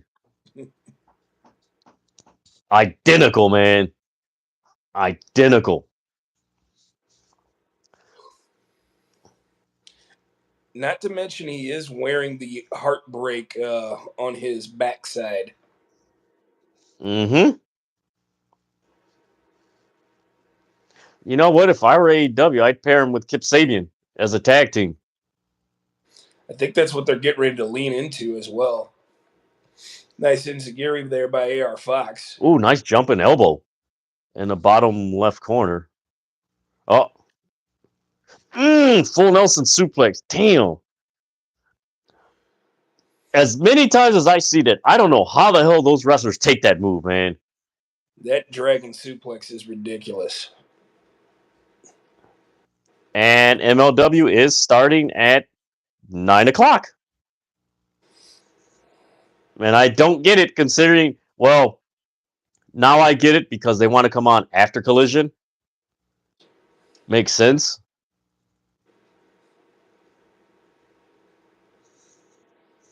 You can't convince Hook to join them.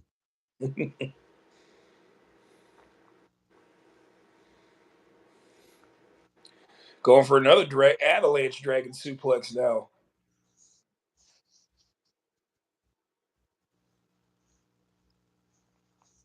All right, what's he got here? Bottom right corner. Ooh! Oh, what a counter! Yo! What the? Ooh. Yo! What the? Nice. Okay. Like those man, those of you who are watching, this guy got knocked off the rope, did a RVD type flip, a roll up, then into a... Was it a roll up? Yeah, a roll up. The schoolboy cutter roll up into a cutter, and then look like a package pile driver, but then hits a Liger bomb. Man.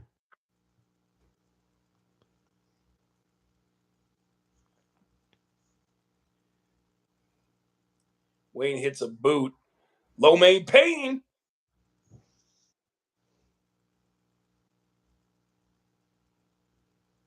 You got Kip distracting AR Fox. Ooh, damn, how the hell? For him to miss the 450. Missed the 450 in the upper left corner. Nick Wayne. Double underhook. Ooh. Rolls him up. Jackknife cover. Nope.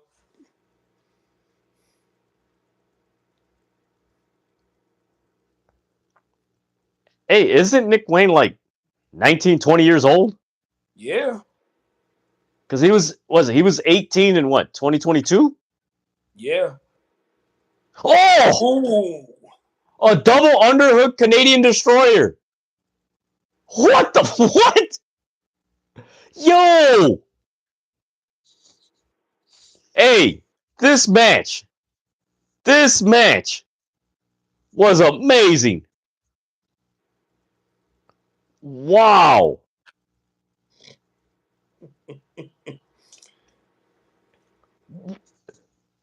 Dude, I've never seen a freaking double underhook Canadian destroyer.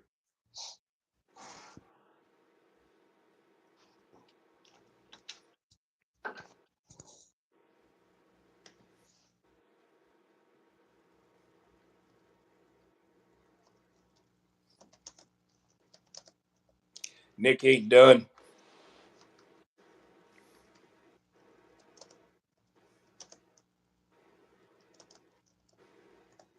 Uh-oh, what is he gonna... Okay, who's coming out?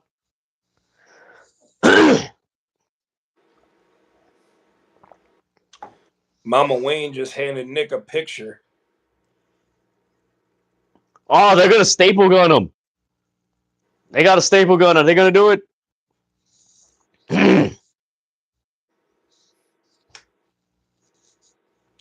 Oh, no, oh my God. Oh, ow!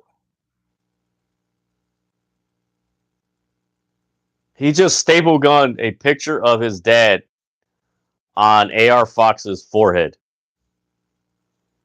Unbelievable.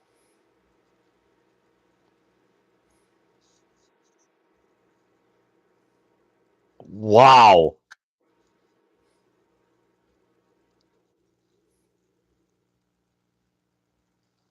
Why the hell did he put the staple gun in his... Don't put it there. You dummy! What are you doing? Don't do that. I'm gonna put it in my trunks. I believe we've just seen another reason for a match at Full Gear. And if not Full Gear, it'll be at World's End. Damn, that was nasty. But that was so stupid. What the hell you put a freaking staple gun? I'm gonna put it in my trunks. Uh-oh. Gaijin?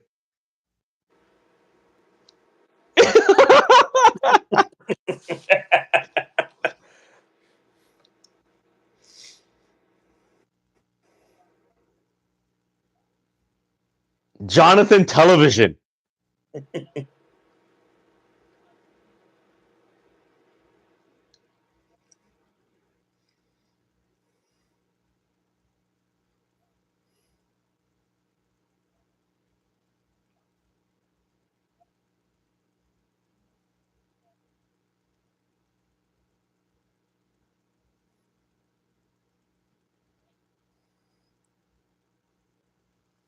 Oh my lord.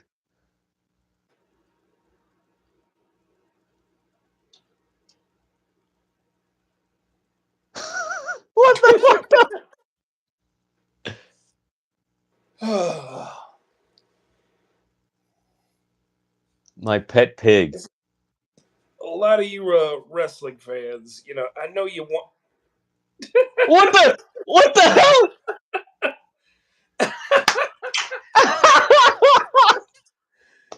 Look, I know a lot of you wrestling fans are sitting here being like, well, why are they gobbling up all the WWE? They weren't doing anything in WWE. I know. Here they're That's the actually thing. doing something. And you know what? I don't know how they missed the boat in WWE knowing they had them and they were going to call up Pretty Deadly. Mm-hmm. Like that. I think, you know what? That's the thing that's like disconjointed with WWE programming outside of the Bloodline, Cody, Judgment Day, Vortexes, and everything, is that you had nice potential feuds that you could have put on TV, but you didn't use them, you released them, and now things are just not clicking. Because, I mean, that would have been a freaking dope feud. Freaking Maximum Male Models versus Pretty Deadly.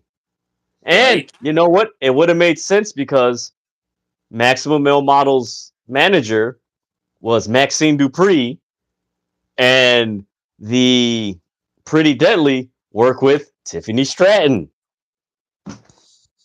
Gee, who would have thunk it? All right, so do you have like a? Oh no, I got a local commercial. I have a Becker Furniture World commercial right now. Yeah. Man, I miss those freaking food With commercials, locations man. at Becker and Blaine in Burnsville. Those are places in Minnesota.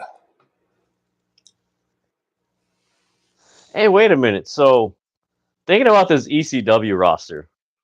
Mm-hmm. So, who's the Sandman in AEW? There isn't one. There isn't one. Oh, You wait. don't have it? Eddie Kingston. Yes. Except he's not always intoxicated. Yeah. So, I mean, he's kind of that. All right, He so is the character who will incite violence when need be. man, you know what? Let me Very pull up the hot tempered. ECW roster.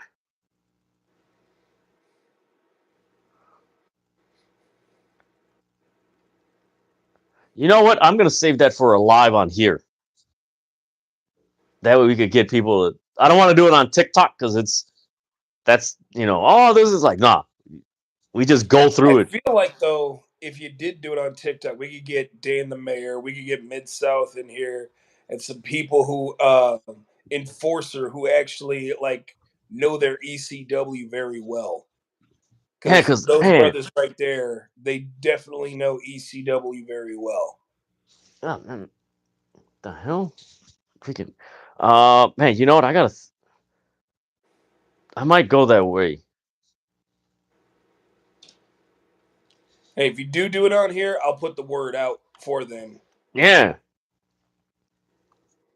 because I really want to like get that discussion out there because people forget Tony Khan was an ECW tape trader. Yep. Like he was there at their events. And you know what? If you really think about it, Tony Khan is kind of like a young Paul Heyman in his creativity. People don't want to admit it, but it's kind of true. What are these slips on Claudio's jacket? Is that a hit list? I wonder. Wait a minute. Yeah, what the hell? I noticed it on Wednesday. He came out with the jacket with like the little slips of paper on his jacket. I'm trying to figure out what exactly they are. Damn, what the hell Pac's doing? He like walked up to a freaking fan.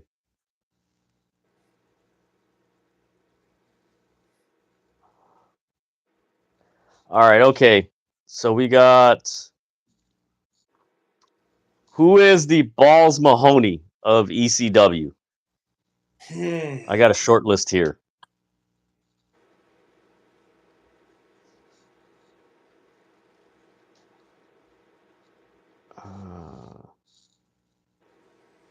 I know who the Stevie Richards is.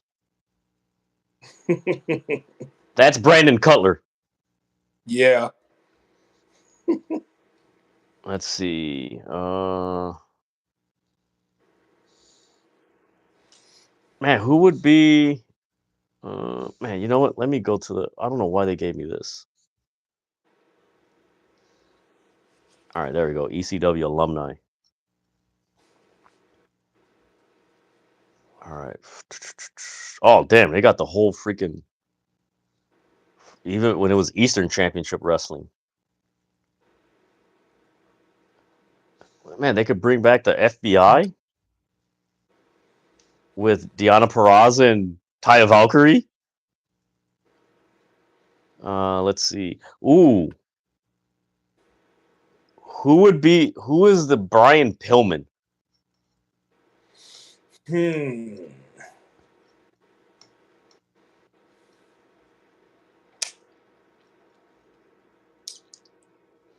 that Moxley? Yeah, because I mean Moxley's a loose cannon. I would. Yeah, he's a combination of man. Moxley's a combination of a number of things, to be honest. You know what? He's a combination of Brian Pillman, loose cannon, Terry Funk. Yep. And you could say Tommy Dreamer. Like he's almost like those facets of characters. Ooh. Man, Hangman Page and Christian Cage versus what?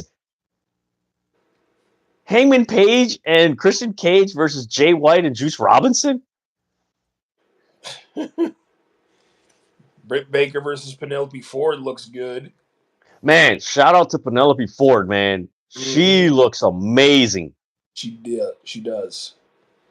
Loved that match that she had on Dynamite this past week.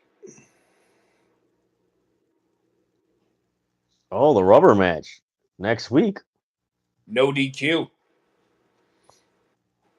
So is someone interfering?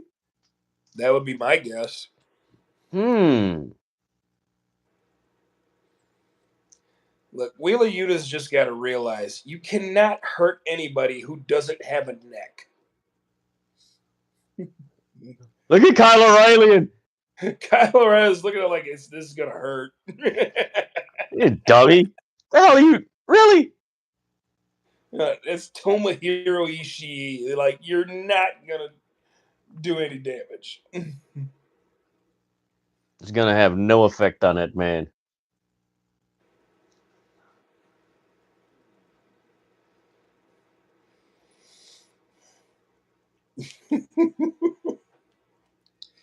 Big time vertical suplex by Mark Briscoe.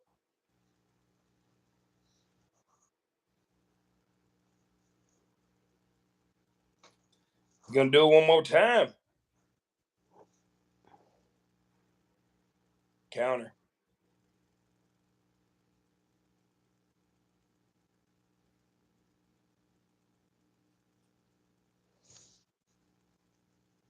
You still looking up the ECW Let me alumni? pull it. Let me see. Oh crap! They got Bubba the Love Sponge on here. What the? Oh Lord! Why is all right? Who? That's what I'm like. I don't remember him being. I was like, actually, you know what? Then again, he probably was on there in like 2000. Man, who would be the Cactus Jack of AEW? Mark Briscoe. Yes. That I never. Man, it's funny because he fits the Cactus Jack role. He does. But at the same time, he is an identical replication, a replicate of replication of freaking the Boogie Woogie Man, Jimmy Valiant in the 80s. He sounds just like him.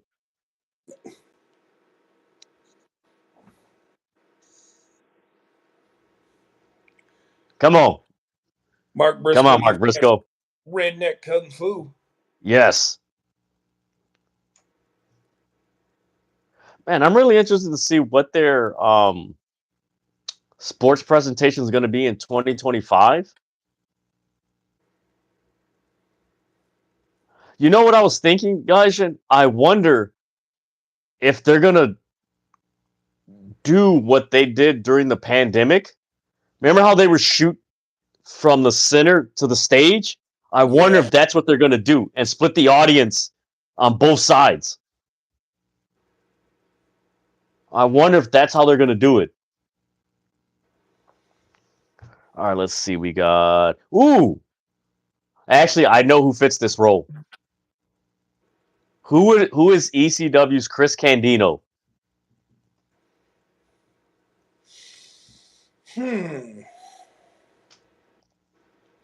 That one I'd have to think about. I'll, I know who fits that character, but he fits two characters. MJF. Yeah. MJF is a hybrid of Chris Candido and Shane Douglas. Let's see who else we got here. Let's see, Chris Jericho, and who cares about Chris Jericho? Go Yeah. somewhere. Let's see.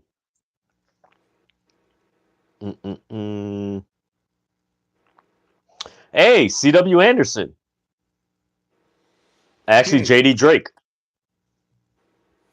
Yeah. Yeah. Let's see. Ooh, man, I haven't heard this name in a long time. Danny Doring. Yeah. Let's see. We got. Well, we can't compare any of the women to AEW because, No. well, they're not showing their hoo-ha and their tatas or anything like that. No. And I don't even. I mean, ECW had women's matches, but not as much. Or they would have women performing. Just hey, they were the originators of the bra and panty match. Pretty much. Let's be real. Where do we think Attitude came from? There was Extreme before there was Attitude. Mm-hmm. Hey, what was the tag team with Doug Furnace and his other partner? Oh God, what were they called? Man. See, this is why I wish I had Dan here. He would know. Damn. You know what? I gotta hit him up. Shoot. Let me see. Let's see. Doug Furnace.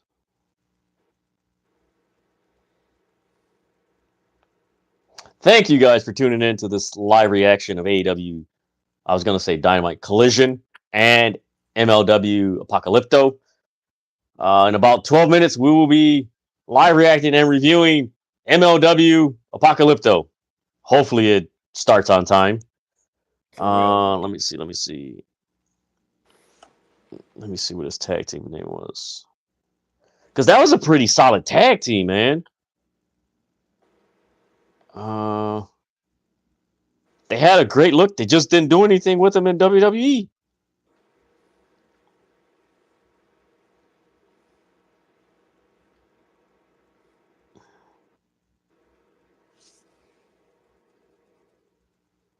Oh man, it sucks, man. He was battling Parkinson's before he passed away.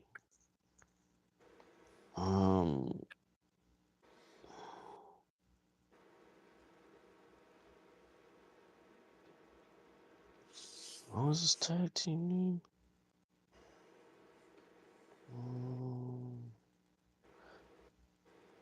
Man, were they the Can-Am Express?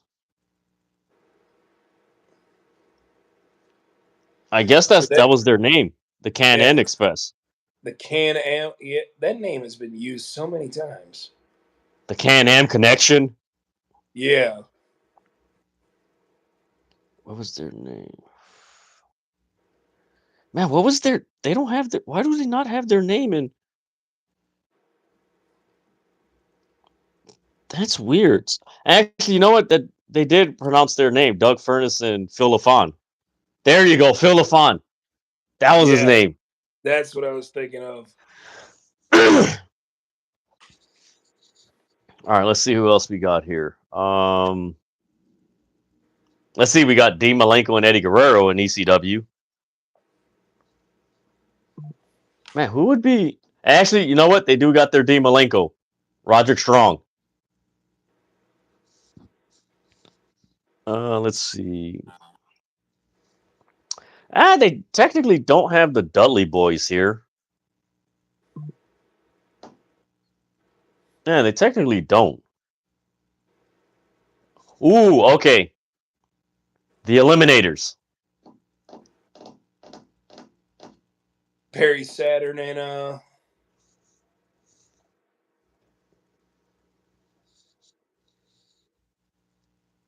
Man, that's crazy, man. That team was so good. It was. But They yet were. both members hated each other. I was like, huh? It's probably why Saturn wanted out and he ended up going to WCW. Man, who would be the eliminators in AEW? I was gonna say FTR, but at least they like each other. Yeah. I would say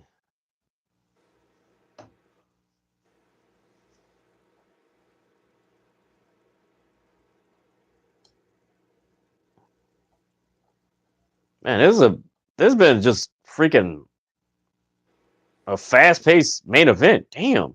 As and now they're just destroying Man, their they're just rivals in beating the the corner. hell. They're doing Yo, paying running corner spots.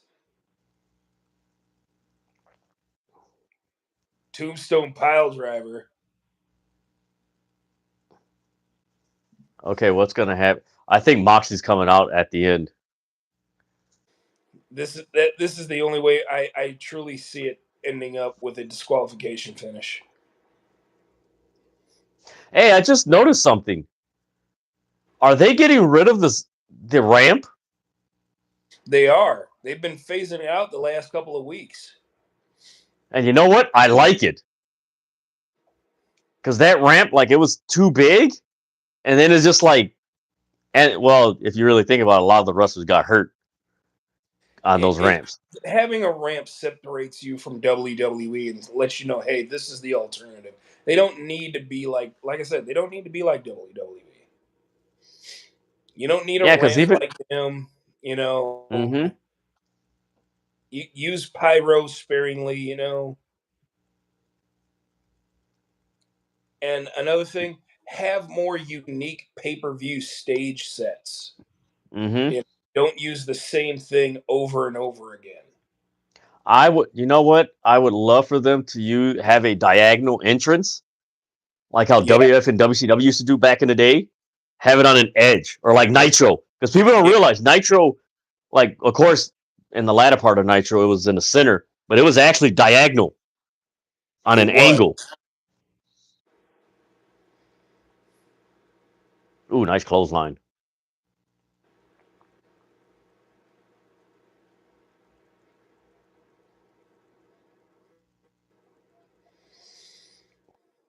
Kyle O'Reilly's got a loogie in his beard. Hot tag to Ooh, Ishii. nice forearm. Nice. Miscommunication. Ooh, ooh, that was a nasty German super.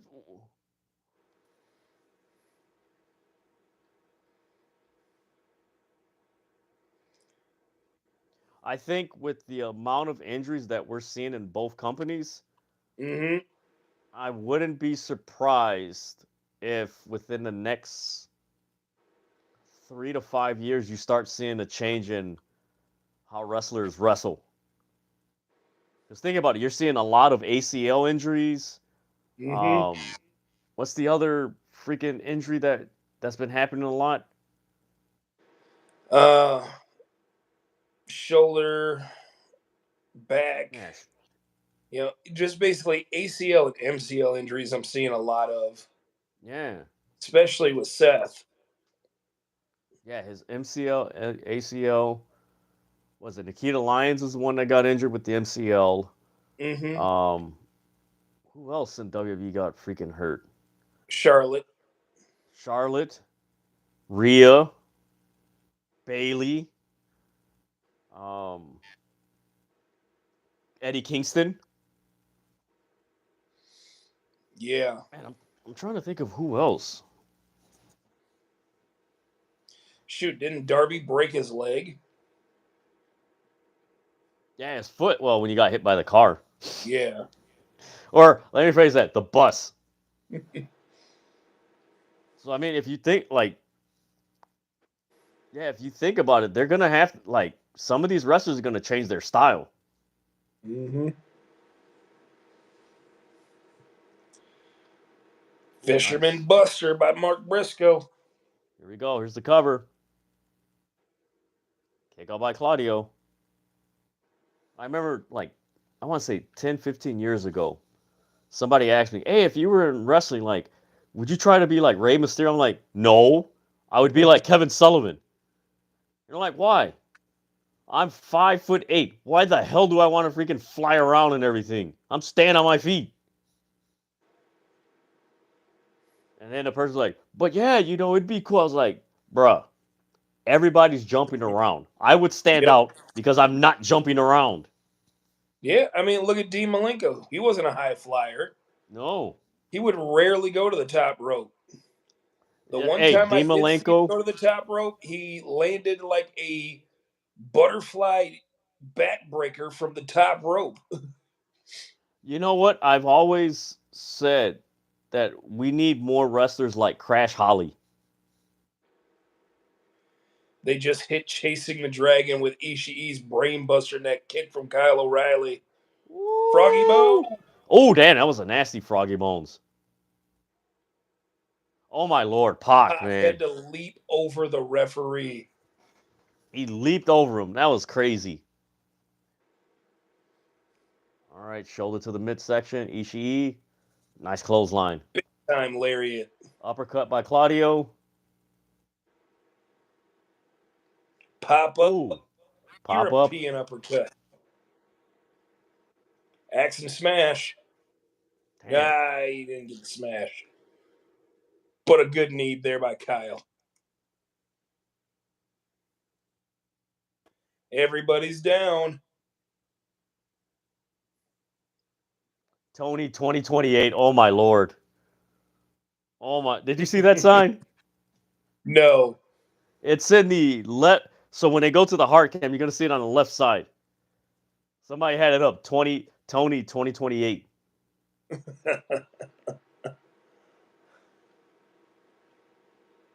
Yeah, here comes Mox. I called it. Okay, I like their entrance. It has this depressing theme, and then it goes to the wrestler's theme.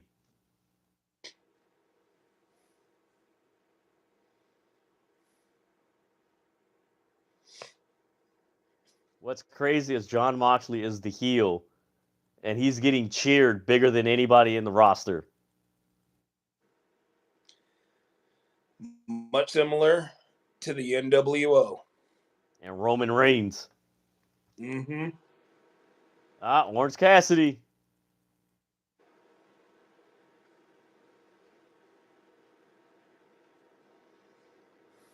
You know what? Orange Cassidy right now is what DDP was in WCW in '97. True.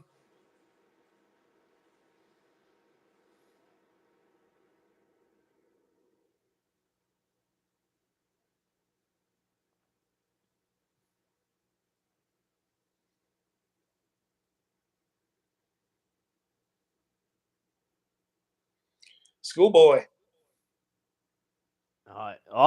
Oh my Lord! What a counter by Kyle O'Reilly! Nice. Woo! That man just did 3 moves in 1.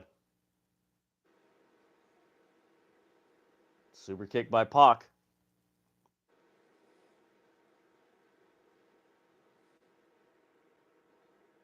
Big time lariat. Inside out lariat. All right, here's.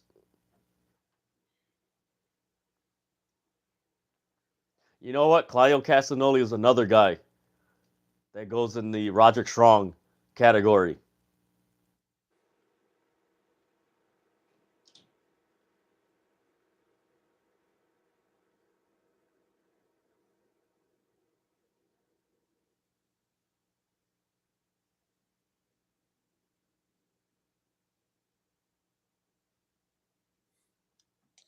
Smart. Oh! Hit him with the briefcase. Briefcase to the gut. Running knee. Running knee. Cover. There we go. And Wheeler Yuta saves the trios titles for the Death Riders. Yeah, what's up, Darcy? It's broken down into an old-fashioned Donnybrook. Yep, it's a Donnybrook.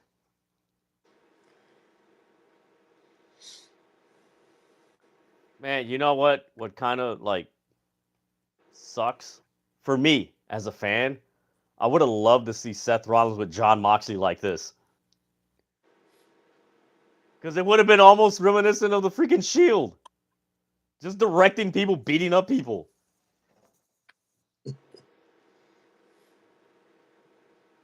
Orange Punch. Damn! And now it's We got a broken down Donnybrook. into a Donnybrook.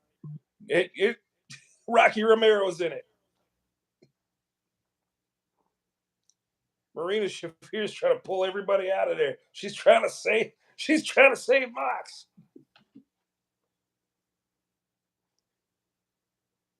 Mox got out.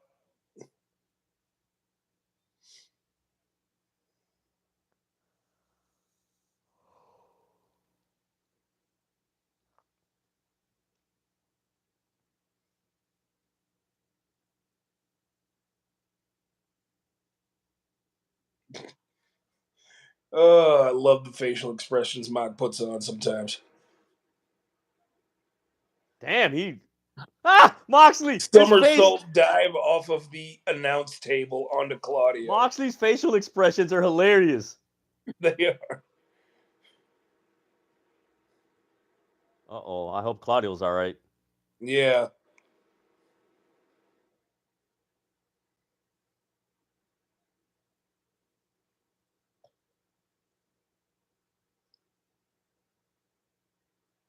Who would have thought Claudio Castagnoli and Jon Moxley would have made an awesome pairing? Ooh, FTR and House of Black.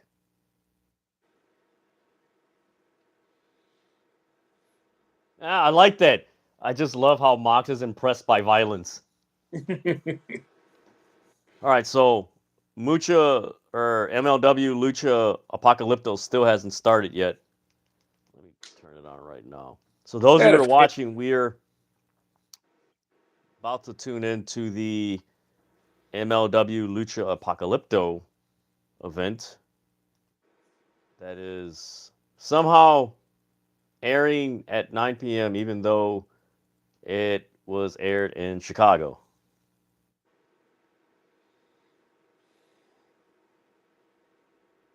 What the heck, man? All right, there we go. I love how my subscriptions are all just jumbled out of place right now.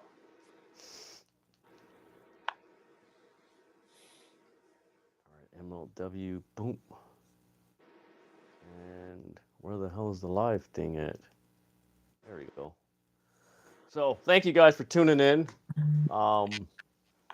As we wait for MLW Lucha Apocalypto to pop up, man, tonight's collision was it was solid. It was good. I liked it.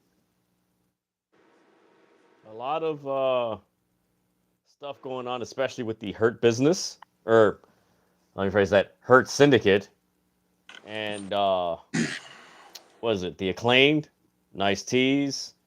Kris Statlander getting attacked by Mercedes Moné, very interesting there. FTR confronting the House of Black. Anything else, Gaijin, that's taking place during this thing? Oh, we had Anna Jay and Mariah may continue their feud. Okay. But I agree. It was a solid show. Okay, I don't know. Dear MLW, please, when you advertise that you're going to start a show on time, please start the show on time. But in spite of that, shout out to the graphic designer for this flyer. Because this graphic looks freaking amazing. All right, let's see what else. You know what? Let's see what's happening in the world of wrestling outside of. I will be right back. What's up? I will be right back. All right. Just mute you can mute it. Oh, we have a new. It's MCW champion, and she was on AEW Collision, and that being Layla Gray is the new MCW Wrestling Women's Champion. So there you go. Let's see. Both Mariah and Anna Jay promo was great. Man, Julia Hart's vignette, man, that was interesting. Very interesting. Almost like a mini movie. I loved it. Julia Hart does Malachi Black gimmick. Man, you know what? That's her thing. You know what? I like that she's there, and for some reason, I just wish they would have used um, Kris Statlander in House of Black. I just thought it would have been really cool, especially just with her power and just her as a wrestler with that group would have been amazing. Let's see what else we got here, guys. Okay, next week we're gonna have Mariah May, Anna Jay for the AEW Women's World Championship. No DQ rubber match. Yo.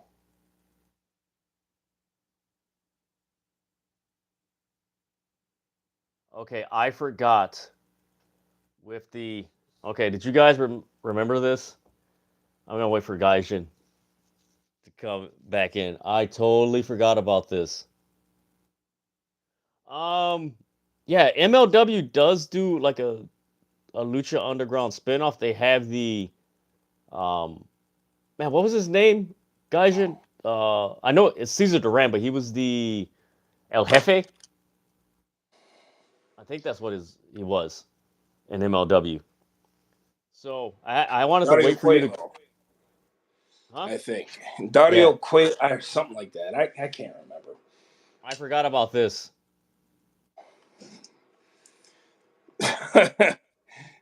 Yeah.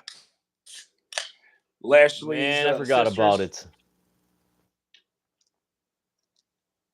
So yeah, tonight, I mean, AEW has been they've been doing a really good job of progressing stories, but actually building a strong foundation around the stories.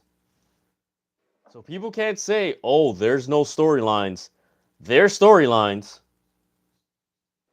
And even if somebody doesn't have a storyline, they're being used in a storyline to advance a storyline to some extent. Let's see what else we got here. Oh my lord. Some guy just tweeted, Nick Wayne is a hell of a wrestler, but he looks like he sweats vape juice.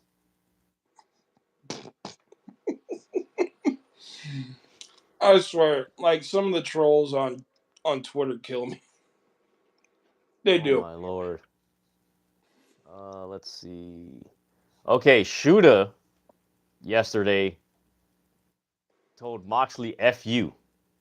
I remember that. I watched it on Twitter this morning That's very interesting. after Let's see. after Mox said that he was going to send a mercenary after him at the Tokyo Dome. Hey, shout out to Suit Williams. Um, are you familiar with that AEW mole account? I think so. Yeah. That's always giving insight, quote unquote. So Suit Yeah. Williams from I think Voices of Wrestling, he's like, in case you needed confirmation that AEW mole account was just guessing stuff, they said Gabe Kidd would be in the C2 tournament. Gabe Kidd is booked for the World Tag League.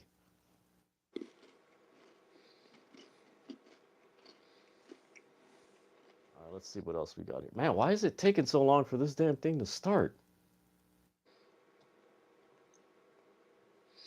They are keeping It's us already. in suspense. I know it's 8:10 already. All right, you know what? Give me a sec, Gaijin. I'll be right back. I'm gonna get some water and something to eat while they, whatever they do.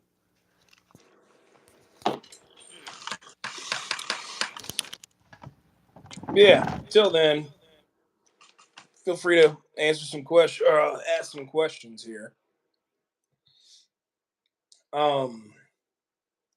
It's actually been a while since I last watched MLW. Like I remember I started watching MLW during the pandemic, and I was familiar with the product. However, the last time I had watched an MLW show was back when Steve Corino was still actively wrestling prior to or not prior, pretty much after ECW went out of business.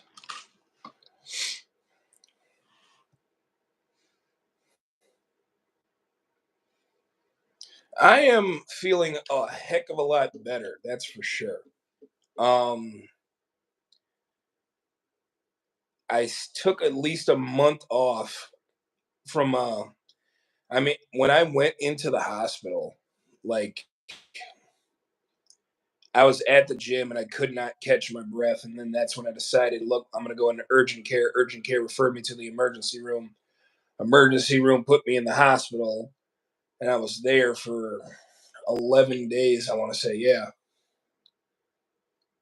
11, 12 days, but still not fun. But I'm doing so much better. That's for sure. I'm up, I'm moving around. Medication I'm taking is working for the most part. I just have to figure out ways of maintaining like certain levels because I just had a doctor's visit and they told me that I have to maintain protein levels and stuff that's supposed to help out and keep my blood at a healthy state. Because those of you who are in here, I had a pulmonary embolism back in June, which meant I had blood clots in my lungs that was preventing me from like breathing properly. So, yeah, not fun at all.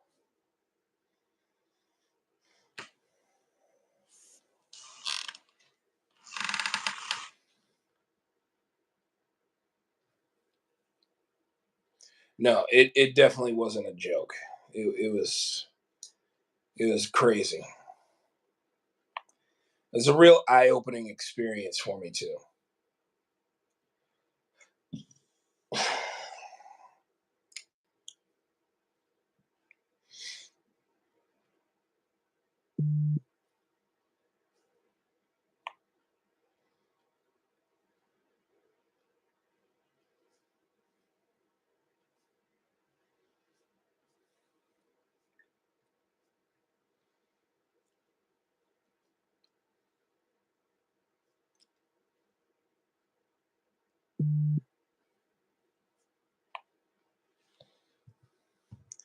Yeah, so far, Apocalypto hasn't started yet. Oh, Lord. Yeah, it's now 9:15. I'm about to actually go back to YouTube TV to check the score of the LSU Alabama game. You know what? I might do that because I have my. I have the. And I completely forgot Florida State and Notre Dame are playing too. So I got the MLW show on my iPad and my TV. So I might do the same. Thank you guys for tuning in. If you guys got any questions as far as pro wrestling or what have you, drop them in the comments below as we wait for MLW and everything. I will say, AEW Collision tonight, enjoyed it. It was a nice escape from all the crazy stuff that's happening in the world right now. Nice 2 hours to just take your mind off of things. Yeah, no kidding. Man, you know what? Screw it. I'm just gonna randomly go through YouTube right now. while going live on YouTube. All right, let me go through my search. So I'm not logged into my TV YouTube.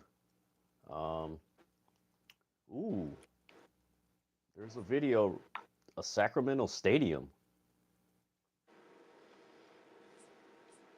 by Brody Brazil. That guy's got a pretty good YouTube channel. Brody Brazil. Oh And he yeah. talks about a lot of the sports stadiums, the ones in the past and like the ones that potentially could be made and everything. And he was a former beat writer in San Francisco. Damn, that's a nice soccer stadium in San Francisco. Damn, that's pretty nice. And it looks like it's in the downtown area of Sacramento. Huh. So guys, those you're watching, drop your questions, guys. We're gonna be here for another. Oh man, well, it's already almost 9:20. Still haven't started the show. Yeah, 579 people are waiting to watch this show here. I wonder if they ran over time.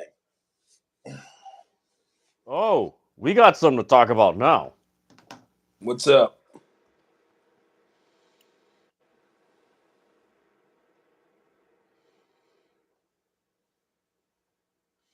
Oh yeah. There you go, guys. It's official. Swerve and Bobby at full gear. Man, oh man.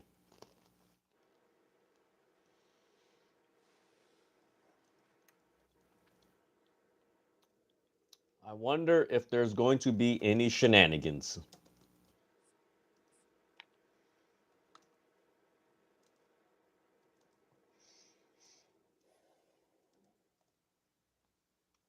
So do you if Shelton and well, MVP is going to be there, but if Sheldon so man, so who's going to help Swerve if the Hurt Syndicate start beating him down? Who do you think helps him?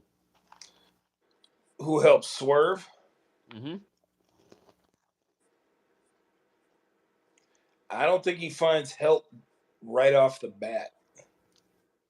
Okay.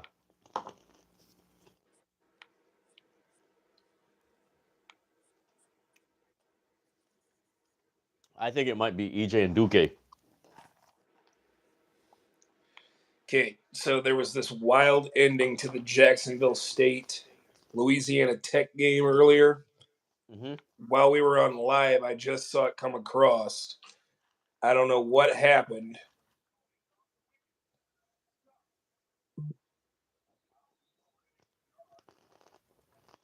Okay, so Jacksonville State.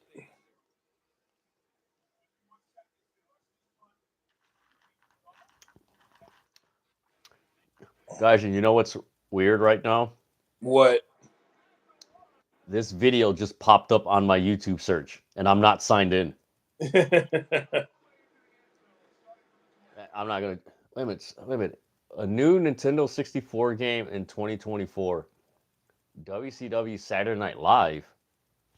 What the hell?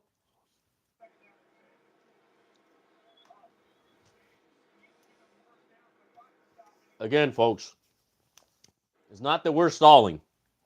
We're waiting for MLW to start already.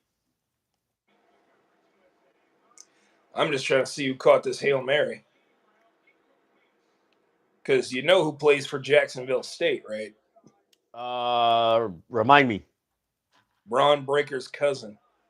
Oh yeah, Scott Steiner's son. Mm-hmm.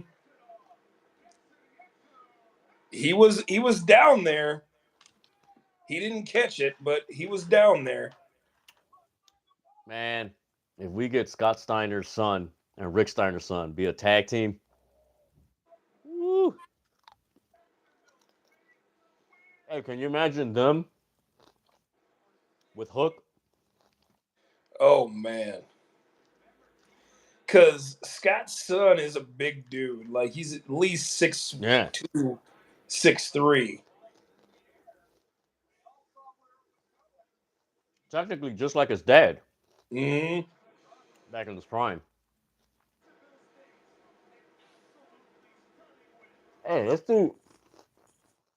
So this guy that's doing a video of the new WWE game, 64. He's got a freaking camouflage NWO shirt. They hit the Hail Mary to tie it, but they missed the extra point to win it. Typical college football. Yep.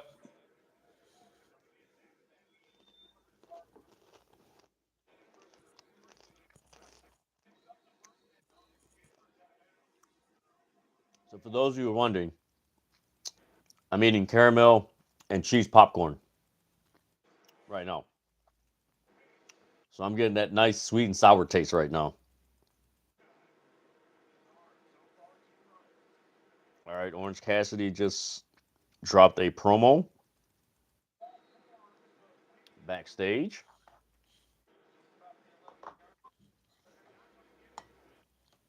Oh, wait a minute. Did someone actually make this game? They literally have the cartridge. Wait a minute. Okay, what the hell is it's WCW Saturday night. They got the Dudleys, Hogan. All right, okay, it's basically okay. It's WCW Saturday night's logo with the 2012 TNA roster poster. That's what they did.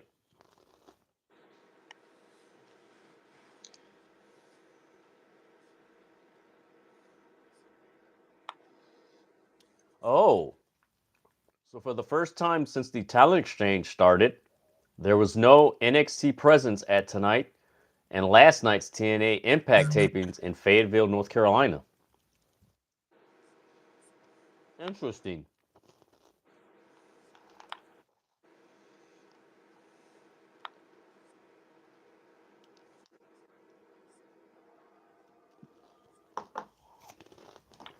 All right, let me fast forward this video. Oh, wait a minute, the dude's playing it. Man. I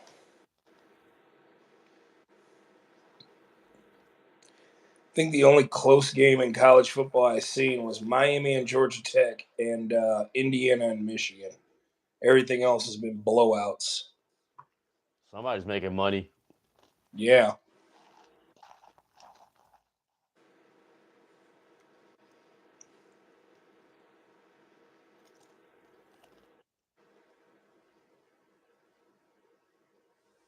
I don't know how real this game is because he's.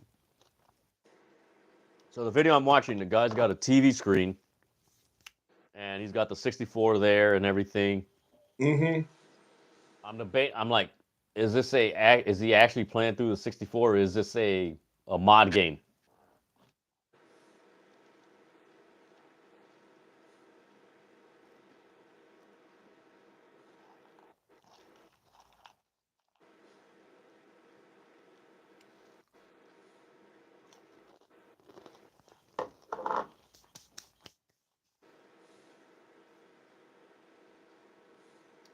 If WWF want to make a killing on wrestling games, they need to create a Monday Night War game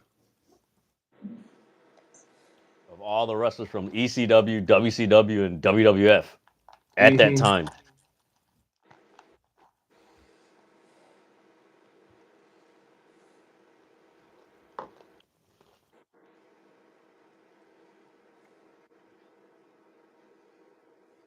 So listen to the arenas they got.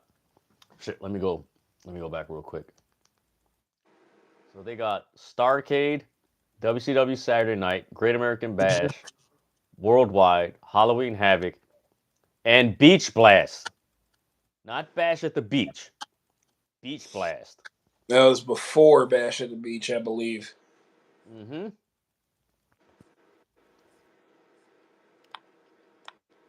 Still nothing. Man, how many people are... 564 people waiting.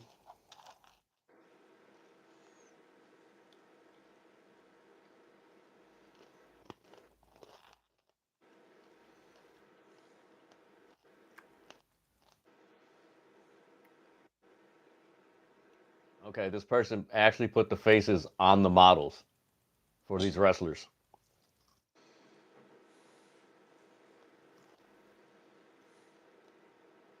So get this, they got Sting, Luger, Steamboat, Dustin Rhodes, Nikita Koloff, Vader, and Sid Vicious. That's Superstars 1. Mm-hmm.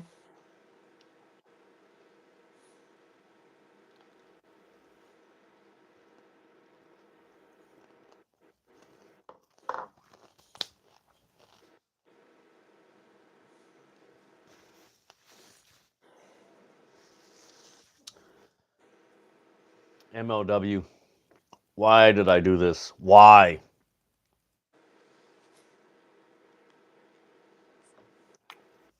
Again, guys, those of you who are watching, drop your questions and we will answer them to the best of our knowledge and everything. Look, guys, we're waiting for ML. Okay, wait a minute. Why the hell is the video private? Yeah, I just saw the same thing too. What the hell did they just do?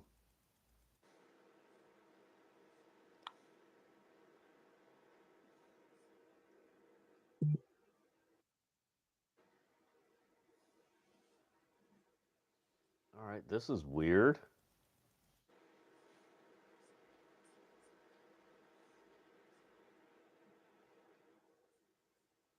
Hey, did they just take it off? They might have. Because I don't see it up there.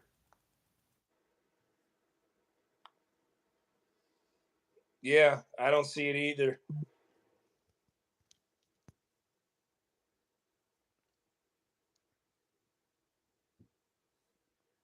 I am not seeing it. Yeah, that's okay. They brought it up now. They did? Oh, it's. Oh, let me go to my. No.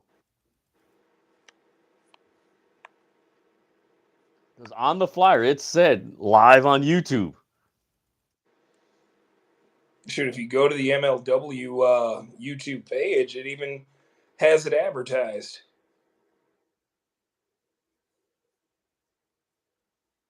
Yeah, I don't see it. I don't. What the hell did they do? Let me check on that site. Let's see, MLW.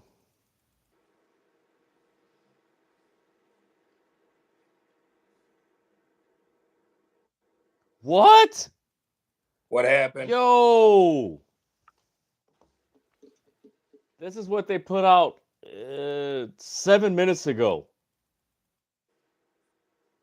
So here you go, guys. Due to technical difficulties, we will air MLW Lucha Apocalypto tomorrow night. We apologize. Yo, that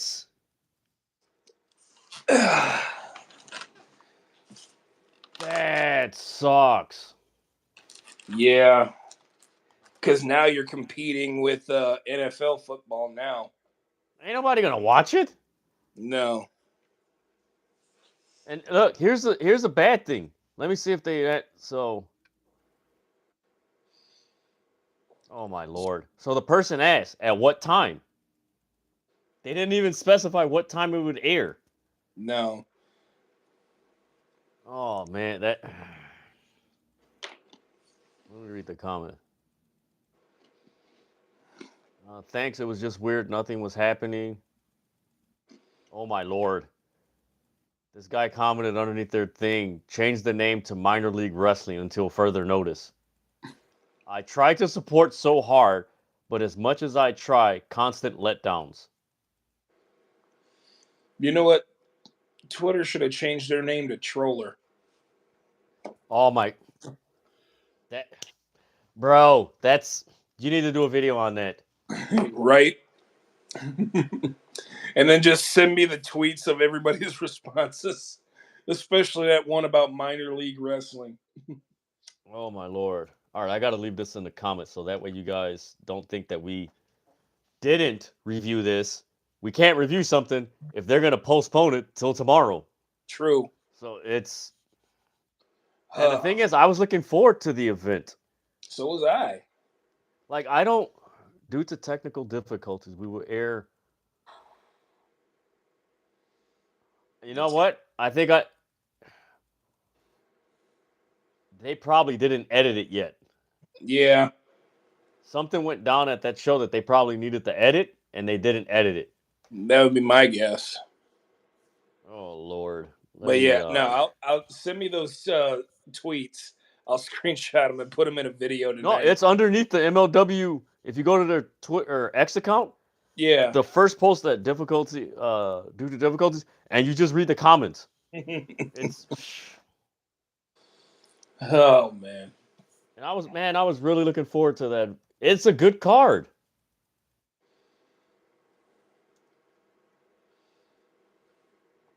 Oh man, I freaking miss. Why am I such a bad speller?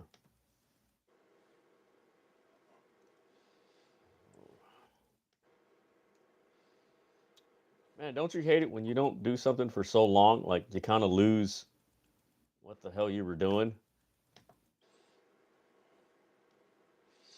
Yeah.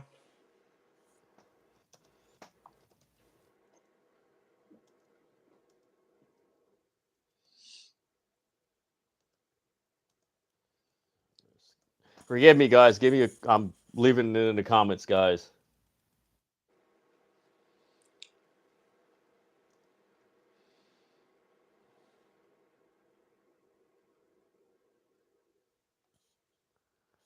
Man, I am a ding dong. Like the freaking name's right there.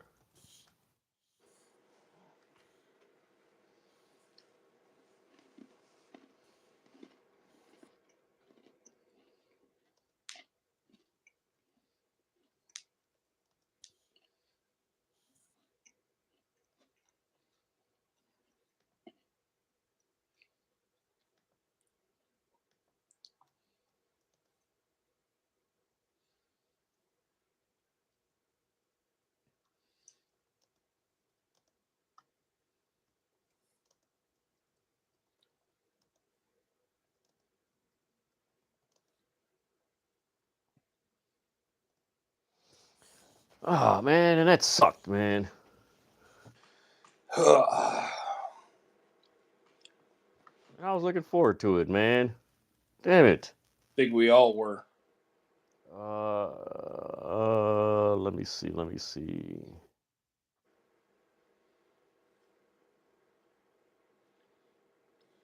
Wait a minute. What the hell?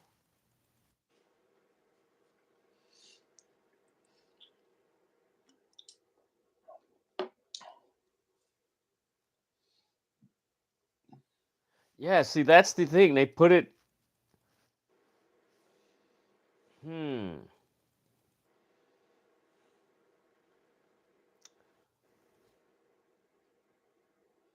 My thinking, Gaijin, Mm-hmm. because it's a private video, Yeah. it's uploaded, but because normally when you put a private video, like if you have a video private on YouTube, it's Mm-hmm. because you have to. So if you, does, I don't know why this might happen, but this could possibly happen. When you put it as a private video, and because you think about it, they recorded it what 2 hours ago because it Yeah. literally said on the card bell time at 7. So they probably recorded everything on there, and then probably wanted to edit something through YouTube, which takes about, depending on how long the video is, probably like an hour, 2 hours, Yeah. which makes no sense. Because if that, oh man, that's bad, man. That's so bad. Well, that's what happens when you bring in Matt Riddle. There you go. You know what? Let me check and see if there's another show on.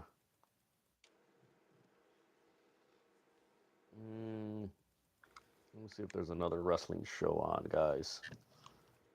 If there isn't, I will unfortunately call it a night. And I don't want to, because I was looking forward to doing this. I will say this, though. I got the week off, so anytime you want to do this again, I am available this week. Damn, I don't know how long this show is going to be, but I just came across a Stardom show that starts at 10 o'clock. They are in the middle of the Goddess of Stardom Tag League right now. That is why. And I don't know if it's the pre-show, because yesterday was a pre-show. Okay. We did get to see Starlight Kid and Suzu Suzuki Okay. team up in a block match against fellow Neo Genesis member May Sarah and her tag team partner from another promotion.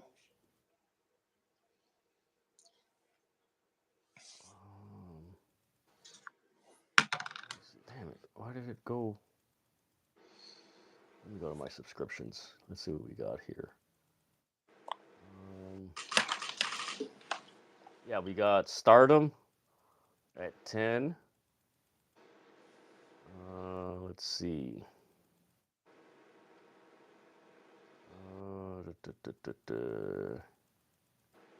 Oh, they suck, man. I was really looking forward to this freaking match. Damn it, there's none. Damn it.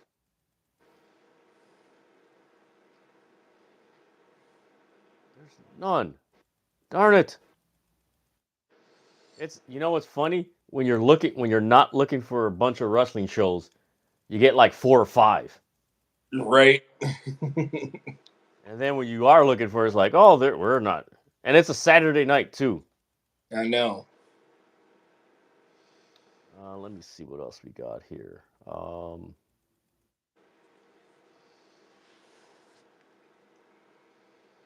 Let's see.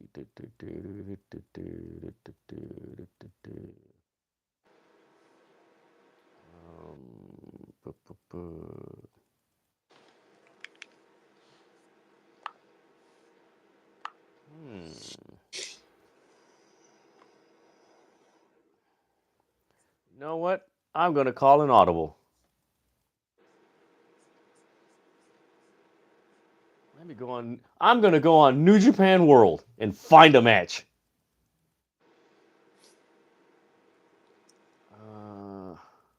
They got a lot of stuff that's premiering.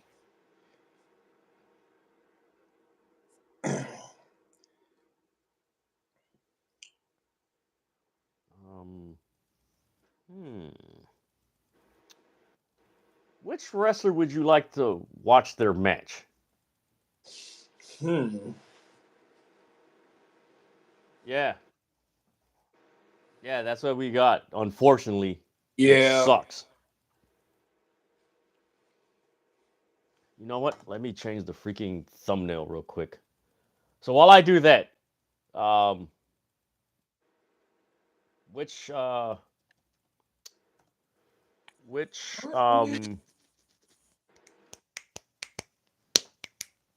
wrestler from New Japan? It's a the Stardom show. It is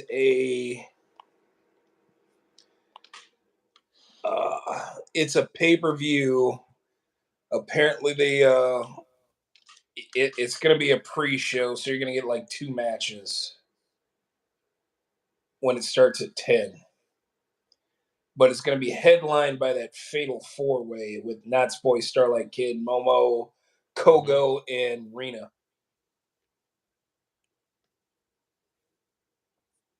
Okay. Give me a sec. Let me change this real quick. You know, that really sucks, man. I was looking forward to that damn match.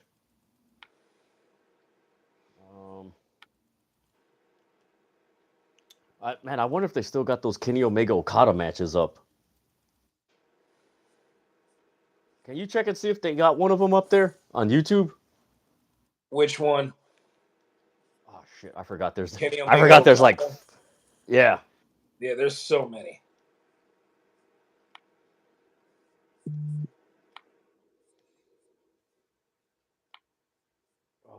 guys suck, man. You guys suck. Oh wait, crop. That's what I need. Hey, do you have the Fight Network on YouTube TV? The Fight Network? No. You don't? I know. I think it's an extension that if you. It is. It's an extension of a sports package. So I have it, and I was recently watching Kenny Omega in early Ring of Honor. Mm-hmm. When he was facing, and he had his little small beef with Kenny King. Oh man, I gotta freaking. You know what's weird is that I have the Fight Network on. Oh, is it Pluto TV? One of the streaming services, because I if you have believe like so. Yeah. if you have like Roku or Amazon or Uh-huh. Prime Video, like you Yeah. have all the channels. So I do have it. I do have that. Come on, give me the pictures. Freaking MLW, man. See, this is why, and you know what? We can't talk about it now.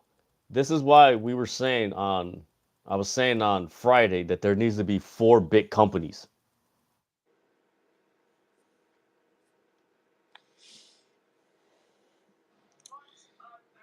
I haven't been able to find a full match, but somebody put it on Fire Pro Wrestling. I need to get that game.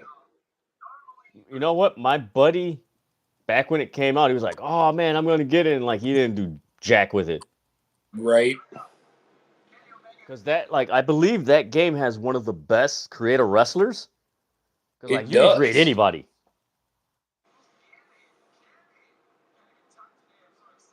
Oh shoot! Why didn't I just go there, you dummy? Yeah, because I know people created. Because it came out right before AEW launched. Mm-hmm. So like once AEW launched, people just started creating AEW wrestlers on there. All right, here we go. Now I can get some pictures.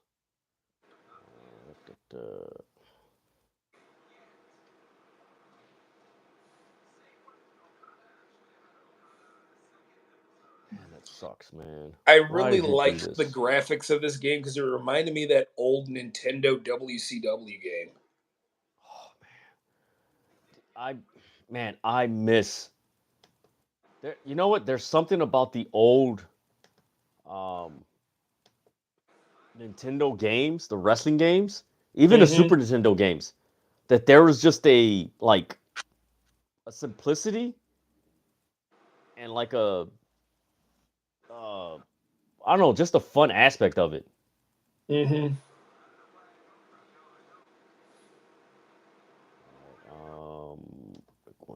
There we go. No, not that one.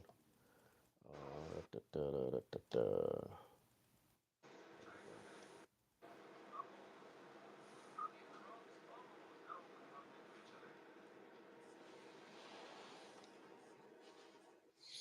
All right, let me. Man, you know what? I picked the perfect day for you to join me. Right. Because I would have been doing all this stuff by myself. Damn, I gotta stop hitting that. Man, I don't understand this company, man. Like you had and that's the thing, they were promoting it.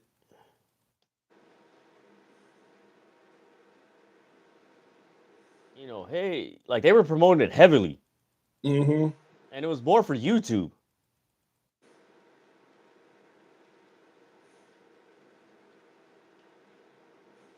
Saturday Night Wrestling tonight. Today is the 9th, right? Yeah. Okay. Shoot. Okay. It's weird because the editing program that I have, I'm so used to using it on my phone, which I can't use my phone right now because I'm streaming on it. Right? So it's like, oh crap.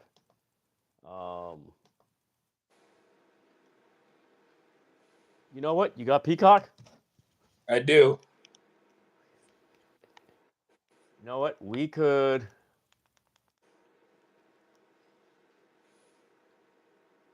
Huh. Actually, you know what? Let's watch. Let's watch an old Nitro. Screw it. It's Saturday. Just watch an old Nitro. Let me find the freaking Nitro. All right, WCW Nitro. All right.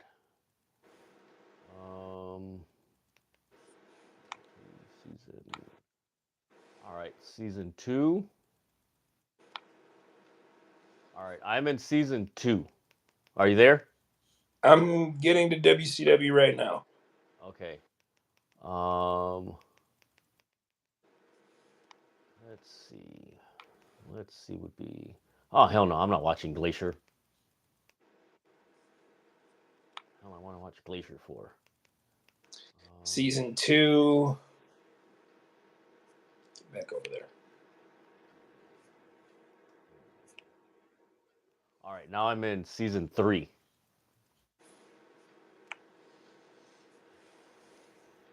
Man, I wonder if I should watch the January 20th, 1997 episode of Nitro because I was there.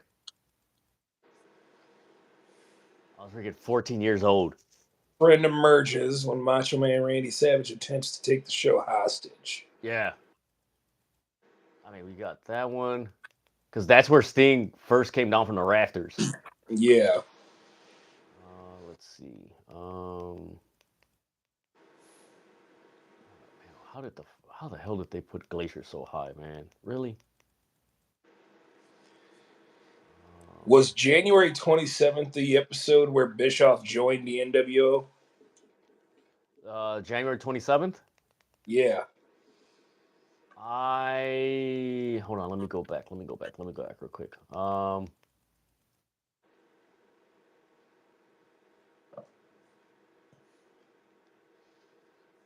I don't think so because remember he was in a promo with Piper when he Right. turned. So that was probably let's see.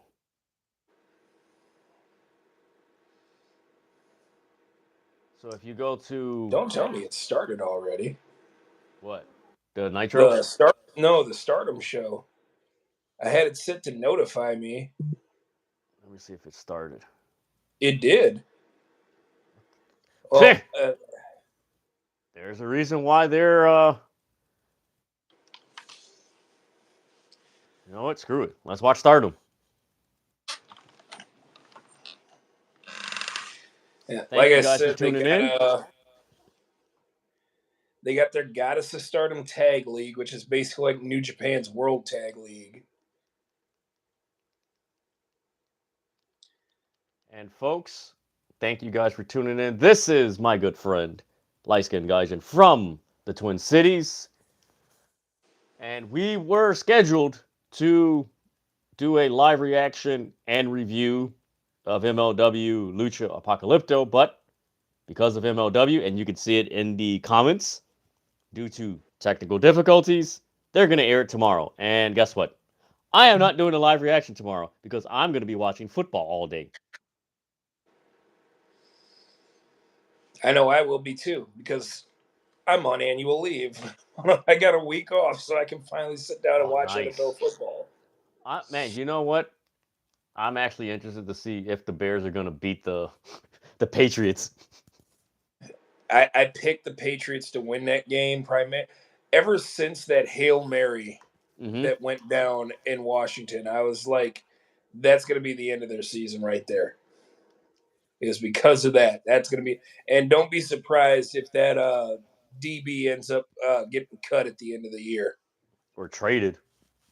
Yeah. All right, I'm watching it now. Peach Rock versus BMI. So here's the Red Goddess standings. And Yeah, I'm gonna let you take over because this is your you specialty, got folks. Follow Hazuki and this Koguma. man. You got Hazuki and Koguma leading the block with 8 points. Okay. Tied up in second, you got Hanako and Maika with 4. You got Saki Kashima and Shuri with 4. Who else has 4? BMI, which is Natsuko Tora and Ruaka with 4. The Blue Goddess block right now, Saori Ano and Natsupoi lead the block with 9 points. Everybody else is under 6 points, with Rian and Waka Tsukiyama with 4. May Sarah and her team with 4. They actually just had a draw with Suzu Suzuki and Starlight Kid last night.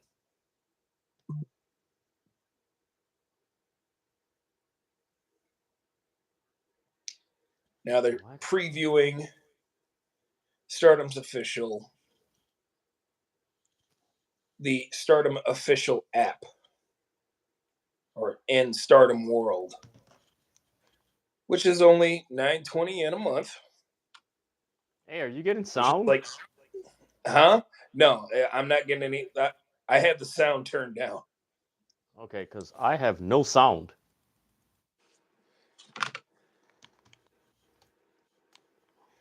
They're probably not putting up the sound until they actually get the start of the show. Yeah. Also, historic crossover, not tomorrow, but next Sunday.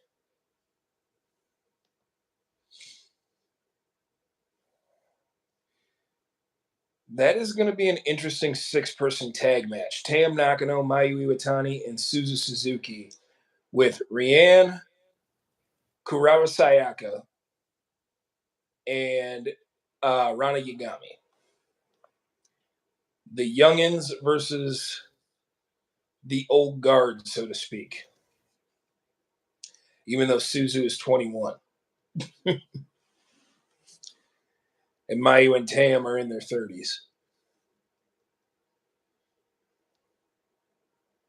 Cool.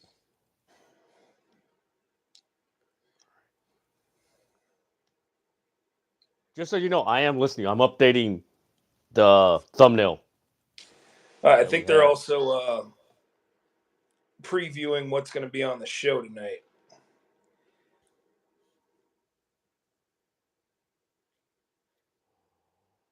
So you got the 4-way with Natsupoi, Starlight Kid, Momo Kogo, and Rina. So I think Rina's pulling double duty tonight, along with Momo Kogo. And that means Momo Kogo and Mayu are pulling double duty because I believe Peach Rock is facing BMI. Because you got Hate Supreme taking on Sayaka. You know what? I would love to see Tekla. Actually, just her presentation and how she operates. I say. She fits AEW. She does not fit WWE. Who? Tekla. Oh yeah. No. She does. Her personality. She drops way too many F-bombs. She would not know. And me personally, I would love to see her feud with Mariah May. Oh yeah. And Tekla's got a very good skill set. And she's technically Bullet Club. I would say so too. I mean, with her relationship with Clark Connors. All right, I have to update it. All right, now everything's updated. Whew. So lately, Hina and Lady C have been utilizing a 3D as a tag team maneuver. However, they haven't used it to basically as a finisher. I would love to see them use it as a tag team finisher.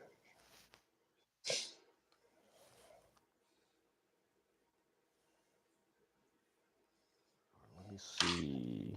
So just so you know, Layla Gray is the new MCW champion. Hey, Here, let me pull it up on here real quick. There you go. congrats to her. Definitely Yeah, that deserve. She's been improving. The more and more I see her on TV. her and Anna J. Was she also in OVW? Yes, she was there with her So husband. I I turned to Netflix and they had a documentary on there called Wrestlers, and the Mm-hmm. very first episode was basically introduced OVW and all the people there. So like from Al Snow to, and then I saw I was like, oh hey, she's a part there. Yeah, her husband is certified Curtis. Yeah, I Lou remember Curtis, I getting think the. that's his name.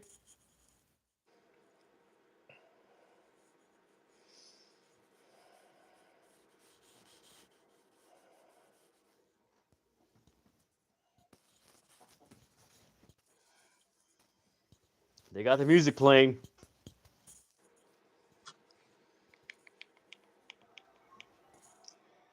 I can hear the arena. They're just kind of like flipping through, letting everybody know, catching them up. I believe the 30th is when we see the Goddess Tag League, Goddess of Stardom Tag League hit its finale. So pretty much at the end of this month. Gaijin, have you seen the video of cocaine? Yeah, I have. It's what's funny to me is that you have all these different like parody renditions of Kane that have come out recently ever since we figured out that Glenn Jacobs is the biggest POS out there. Mm-hmm. Oh, it's just hysterical to me. I did you see Dustin Rhodes like his quote tweet? No. He was just like, "This is horrible. Like this is just."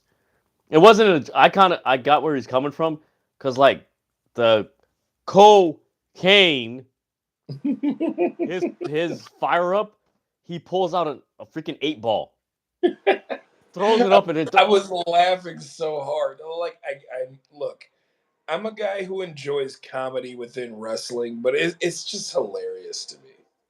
I saw it and I'm like, man, I'm like, part of me was like, huh, but then I'm like, yo, that's kind of tacky.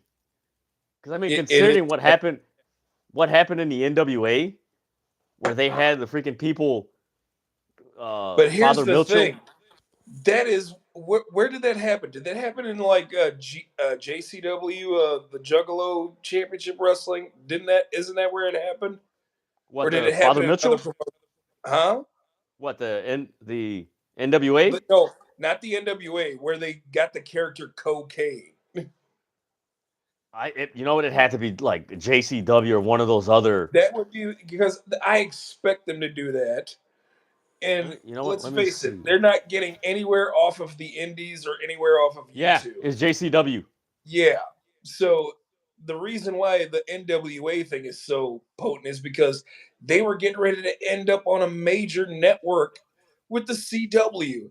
And the And they're not CW even sees that on and they're there. like, okay, maybe we don't want this product on our television. Like, come And you on. know what? That actually, man, give me 1 second. Man, my ears are hurting. That actually hurt them because they're not even on CW anymore. And that actually gave the way Are they for still on WWE Yeah. Are they still on the to CW streaming service or no? no, they're on X.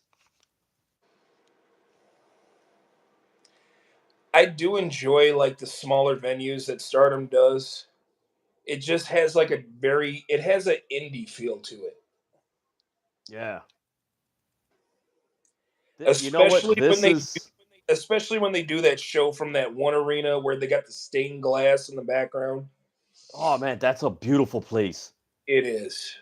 Oh man, that's I so love it. beautiful. This is like stuff like this. This is where Ring of Honor needs to do something unique.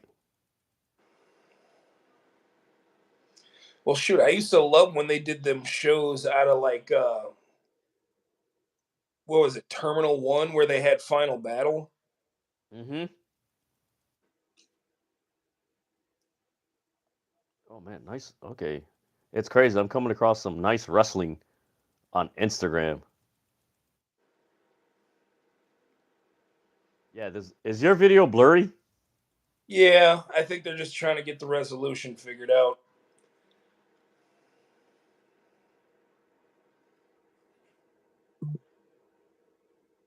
And this is, folks, this is a lesson. Many, actually, I'm not gonna say many. Guys, and you saw it. There was at least 500 people waiting to watch MLW. There was. And right now, you know what? I could probably go on there, the Stardom thing, and see how many people are watching.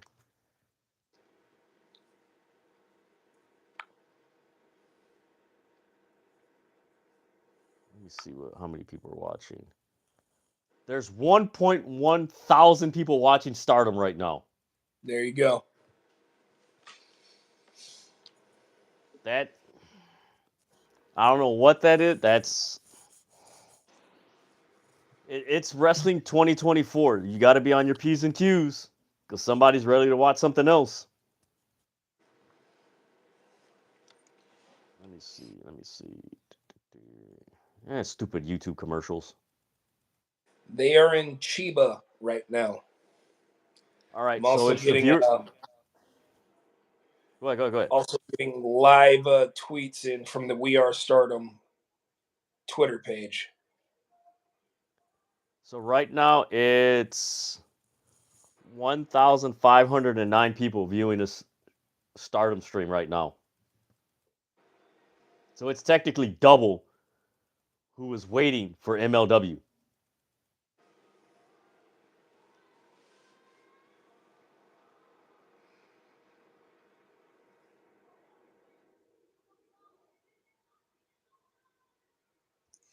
So what we got is we got a new enhancement talent that is just signed with Stardom. Hanan is getting ready to greet her, and I believe they're getting ready to set up for her first match. And I believe her first match will be against Hanan here in the near future. Oh man, they don't Hanan, have no who they don't have closed just won captioning. the Cinderella tournament.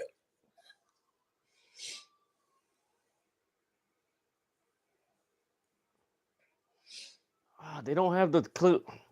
Damn it! What don't they have? What Japanese happened? wrestling, put the damn closed captioning on.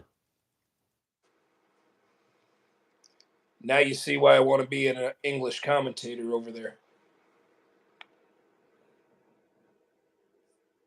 I remember the one time I was covering Triple Mania and I think it was the New Japan event by the Coliseum when you had the face off between God and the Good Brothers. So you had that, and what was the other event? It was Triple Mania, that New Japan event, and NWA. NWA was in English. New Japan, they didn't have the English translation up or English commentary, and AAA did not have the English commentary. So I'm literally watching one wrestling program in English, one in Spanish, and one in Japanese.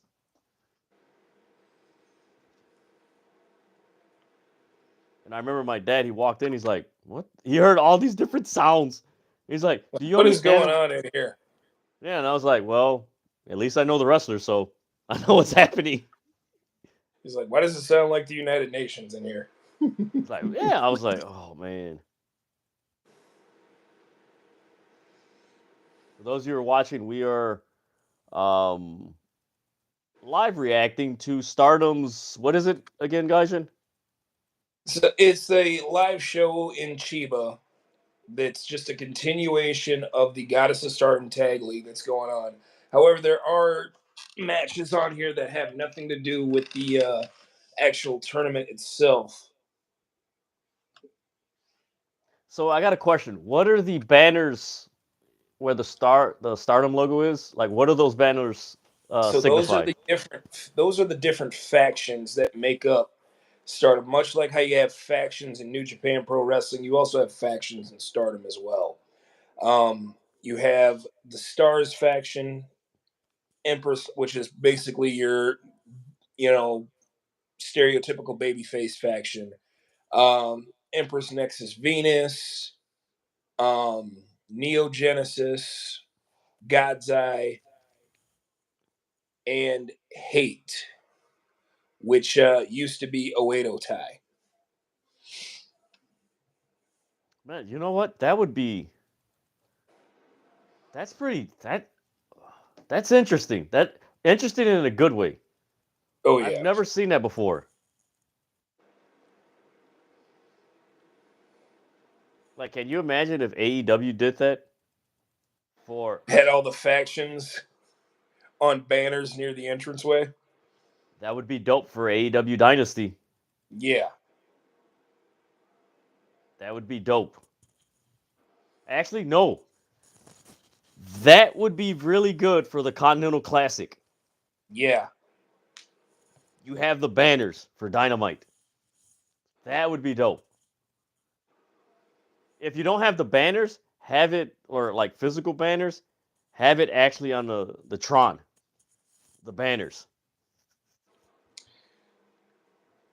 like the entrance for what was it? I want to Night of Champions. say no, not that. Uh, Survivor Series 2011, where they had it was in Madison Square Garden, where they had what matches were they, and they had the full banner on the Tron of who was wrestling in what match. Yeah, I remember that.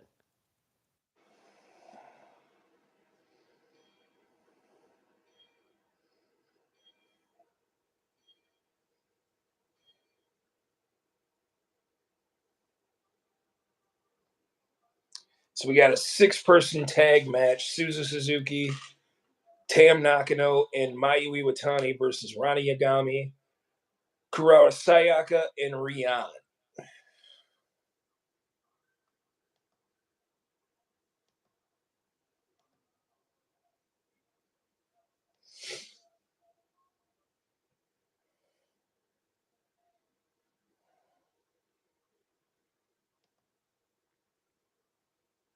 Hey, what song are they playing?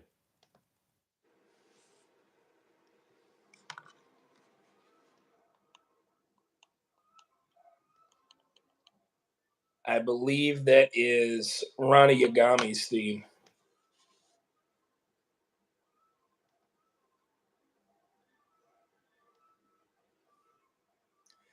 Yeah, this is more of the new guard versus the old guard of Stardom here. You're going to get very unique tag team pairings to kick off shows like this.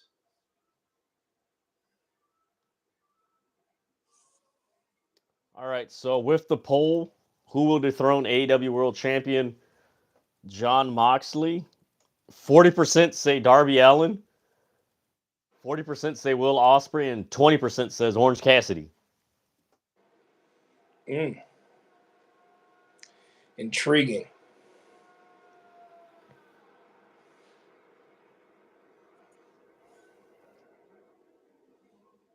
This is the one thing I like about watching other promotions from other countries is their Mm-hmm. interpretation and presentation of pro wrestling according to their pop culture.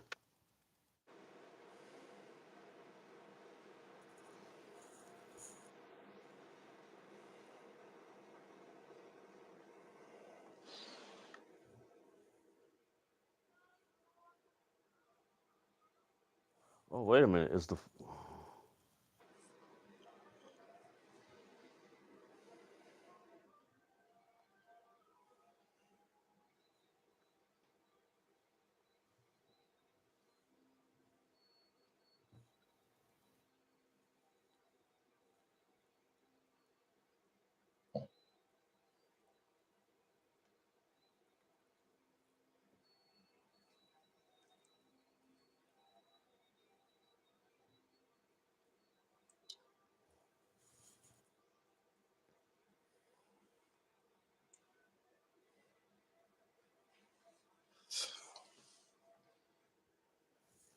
All right, so this is a 6-woman tag, right?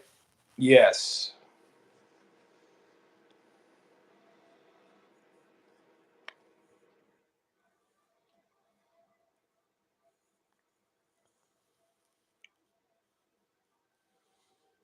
Whew.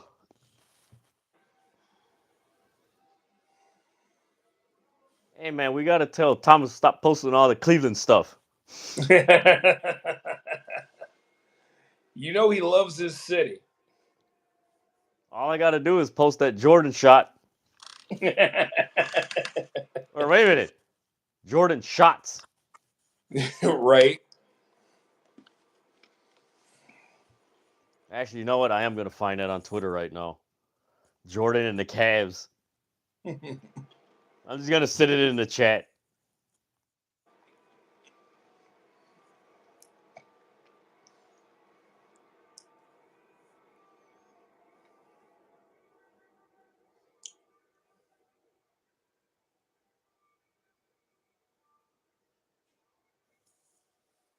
Man, they got a lot of. Oh, what do you know? There's nothing but videos of Jordan hitting the shot on Instagram. Oh. Oh, Thomas. Oh, Thomas.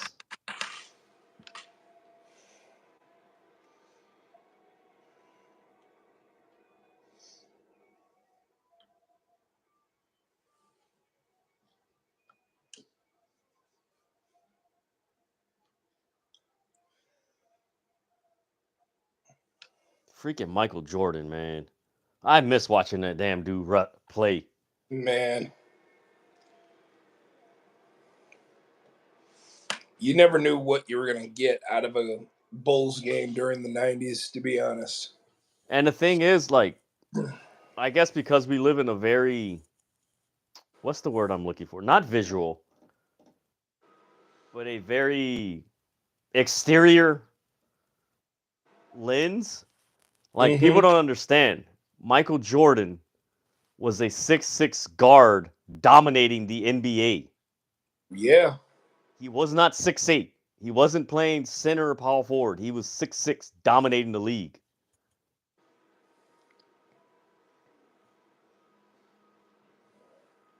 All right, let's see. Where's the shot? Let me change this to Michael Jordan and the Cavs.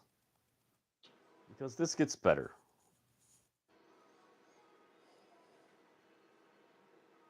You know what's funny? The Stardom entrance songs are better than some WWE themes. Yes, they are. I will listen, like, I've gone on to SoundCloud and found some of these. I will listen to Twilight Dream while I'm at the gym. I don't care. Cause man, wait, dude. Oh, I have a good one. Be like, what are you listening to? It's Twilight Dream, all right? Everybody loves Tam Nakano. I liked man, who did I come across? I came across some themes. I think no, it was a YouTube channel that had like all the 1980 NWA themes. Oh, I was like, that was amazing.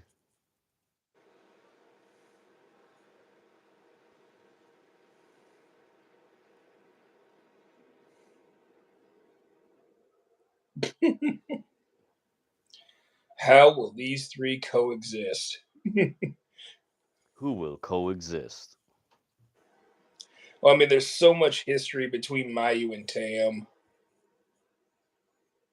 Suzu, who just challenged Tam for the red belt not too long ago.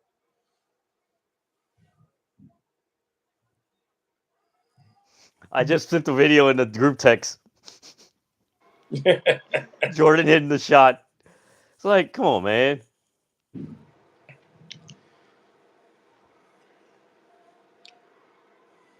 Can't go against the GOAT. Triple drop kick on the start of my Ooh, icon. okay.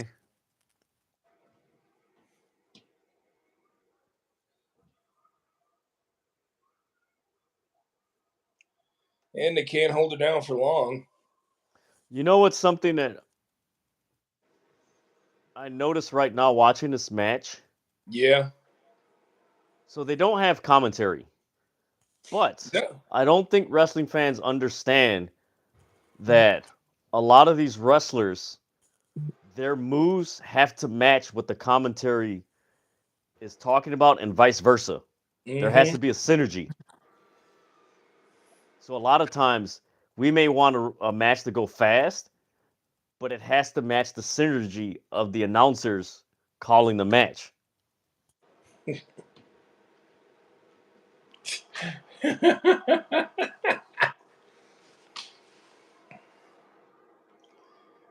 So Tam slaps her partner Suzu, now starts running around the ring. They're still beefing.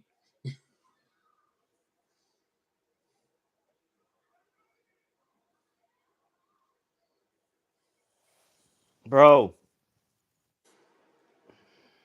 I go on Instagram, right? Yeah. There's this woman exercising, right? On her stories. She's exercising. Uh-huh. The first comment, I can already imagine. can I eat it?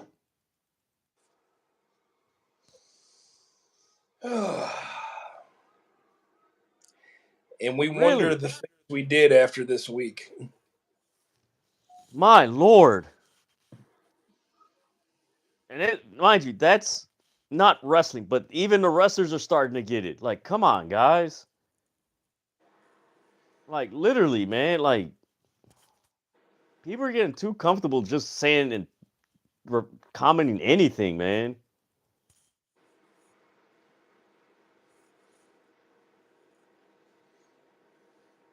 Damn, what a forearm. Now, who was that? That just hit the forearm? That is Tam Nakano.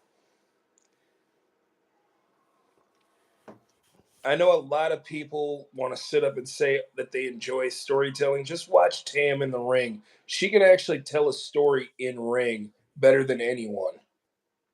You know, one thing I shouldn't say I didn't like, but I remember when I first got on TikTok, I remember a few people would get on, and I remember one person, and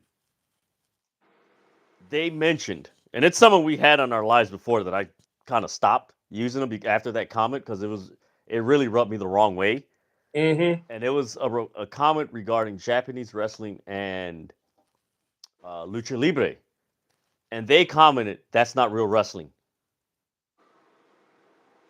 I'm like, dude, they wrestle. Yeah, but I don't see that's not wrestling. I'm like, dude, do you know how that comment sounds? Like, do you know how that comment sounds? I'm like, that is a very ignorant comment to make. Knowing that there's different styles, knowing that there's different ways to tell a story, knowing that The there's different culture. ways, different culture. I'm like, Like man, what you're real wrestling is to you is not how they do it, in other places. I just seen Thomas's reaction to that in our group chat. and you can only imagine the gift I'm gonna the Jordan shrug. Let me see if it pops up. Oh man. Oh no. I am gonna use the last dance where he's looking at the iPad and laughing. Ah.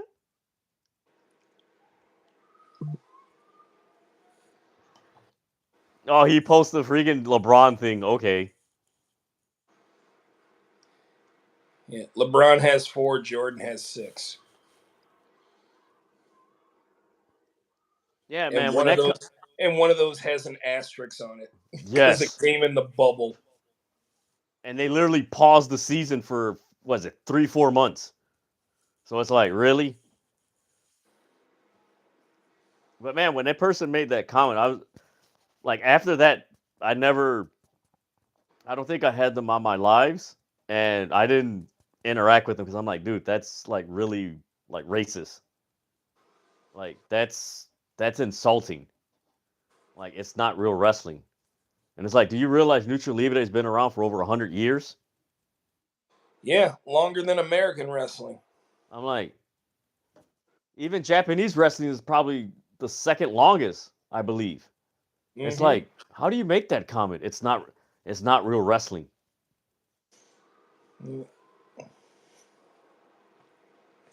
Yeah, sometimes my father used to always quote something from his father where he used to always say, think before you speak.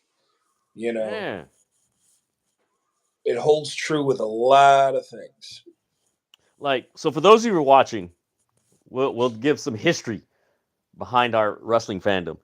So back in the 80s and even in the 90s, like it was really hard to find any Japanese wrestling. Like the only time you got to watch Japanese wrestling was either if Jushin Thunder Liger wrestled, Great Muda, or Masahiro Chono. And actually, was it Tatsumi Fujinami was another one. And then the other guy that was with the Road Warriors.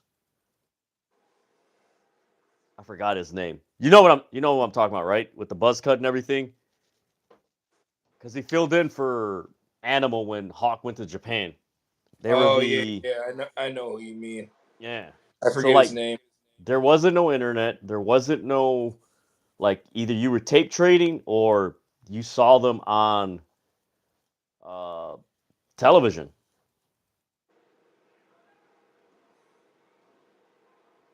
So yeah, that's why I don't get like when people make comments like that. Like even with lucha libre, like if you weren't in a big city, like in Chicago in the late '80s, early '90s, Gaijin, it Yeah. would air. It was actually AAA. It would air on Saturdays at 4 for 1 hour. But here's the Mm-hmm. thing: it aired right before WCW Saturday Night, so you Right. got to watch 3 hours of wrestling from 4 to 6. It was like, oh, okay, cool. And that's not counting whatever if there was Saturday night main event and then whatever aired at midnight. So you literally watched in the morning, afternoon, at night. You literally watched 3, 4, 5, 6. You literally watched 6 hours of wrestling in one day. Now, let me see if did he respond. No, he didn't. He didn't respond. He hasn't seen it yet.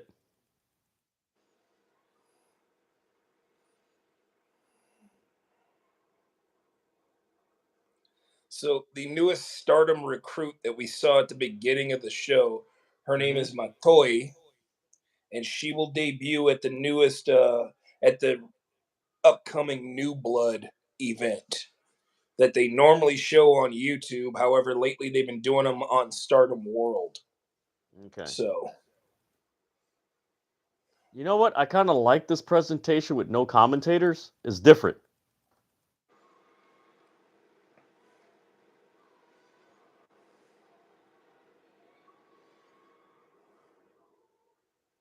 You know what? I wonder if somebody is probably in Japanese or something.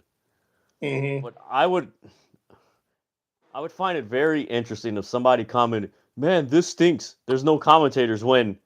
When you actually go to the show, there's no There's no commentators. you're not hearing commentary when you go to a live show. It's like, hello. I mean, this basically puts you in that live show environment. You know, except you're just watching a TV. Now see that camera view right there, underneath the ropes. Mm-hmm. I've heard many people say that's an angle that AEW should start using. Kind of like the New Japan underneath the rope and just go Yep. around.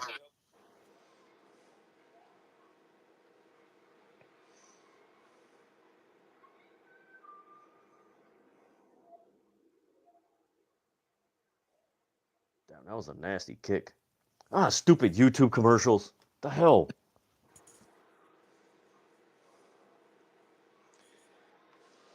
Oh, now it got better. The resolution got better because it was blurry.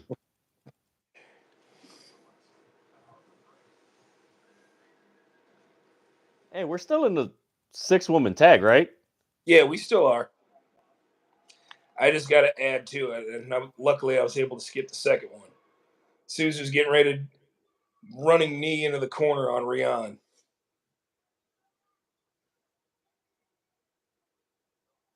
Nice kick out. Now Sayaka Carrara and Rian preparing a double team. Suzu fights out of it.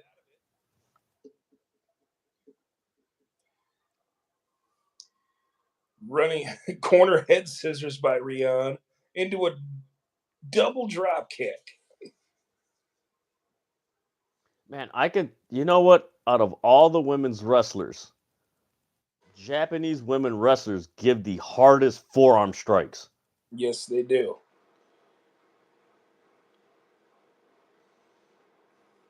Because one thing I've noticed, I've seen how some of the other women's wrestlers, and mind you, there's some American wrestlers that hit that forearm, but I've seen more Japanese women wrestlers like connect solid. Like when they do their forearm strike, it goes exactly like this, boom. Mm-hmm. Like they go like this, and some American women wrestlers, when they throw the forearm strike, they go like this. Yeah. Like that, instead of just boom. Hey, that's a nice pose. You got to pose for the crowd.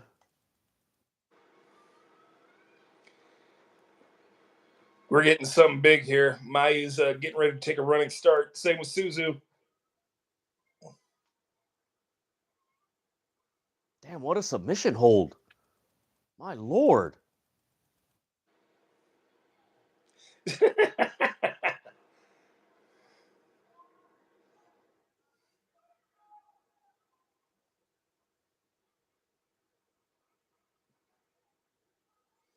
Suzu is very unique in her offense.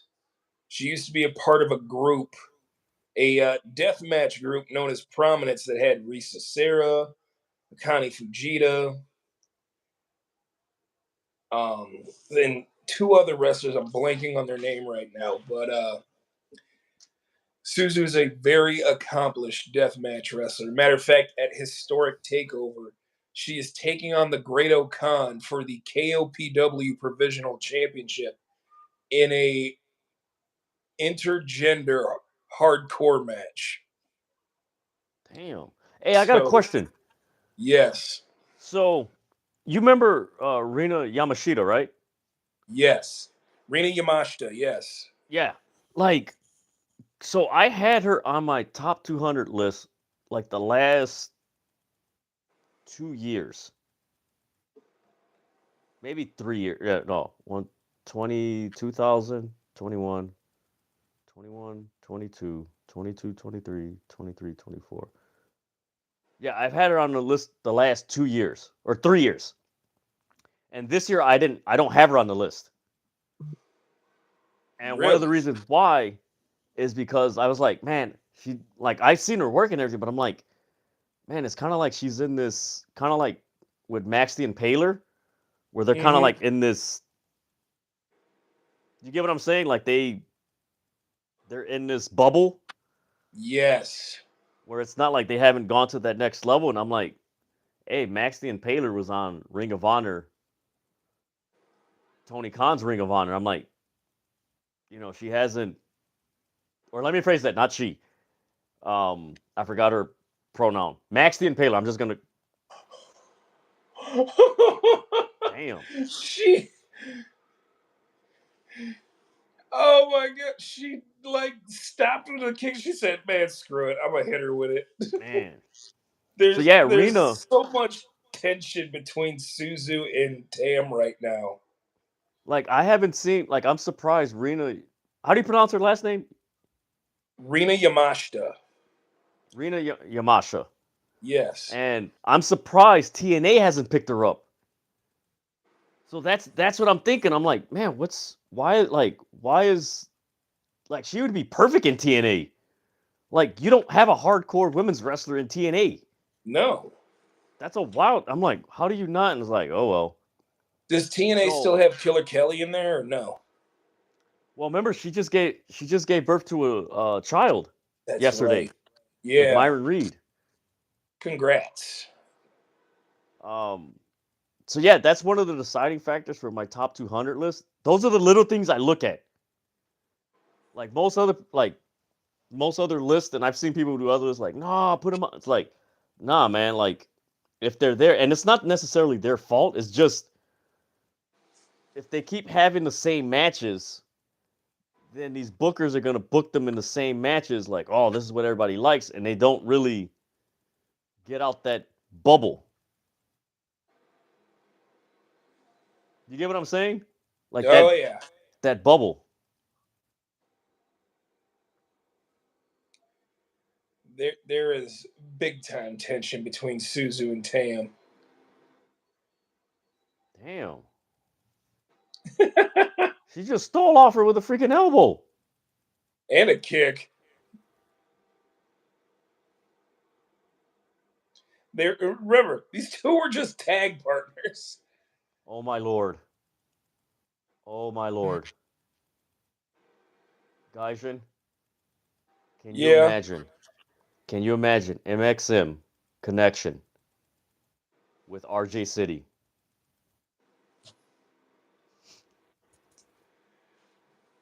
I love it already. I love it already. I just scrolled down to the dinner in the match with Darby Allin and RJ City. I'm like, they need to put these guys together. They need to put Darby Allin, or not Darby Allin, MXM and RJ City together. Or actually, a better combination would be MXM connection with Timeless Tony Storm. Yes. That would be entertaining. Because think about it. Chin up, tits out, watch for the shoe, and touch tips. Oh man. All right, who we got next? I think they're about to announce it now. I may be a little behind. All right, It's the thank you guys for. four-way with Natsupoi, Starlight Kid, Momo Kogo, Okay. and Rena. Okay. So you have Cosmic Angels, Neo Genesis, Stars, and Hate being represented. Thank you guys for tuning in to this live reaction. It was originally scheduled Collision and MLW Lucha, but MLW had some technical difficulties with their stream, so they're airing it tomorrow. So myself and my good friend from TikTok, Gaijin, um, we stood about maybe 25 minutes looking for something, and right now we're watching Stardom Wrestling. So it's not on the thumbnail or anything like that. So if you're watching, drop your questions and everything. We're gonna be here for a while, watching Joshi Wrestling, which is pretty cool. We got Rena coming out first. She's one half of the New Blood Tag Team Champions. And the New Blood shows, I guess, are supposed to be featuring not only new Joshi talent from around Japan, but brand new talent that Stardom is either bringing in from other promotions or new talent that is just starting out and they've passed their training exam. Ooh. And Rena is one half of them. The other half is Azusa Inaba, which is Tomoka Inaba's sister.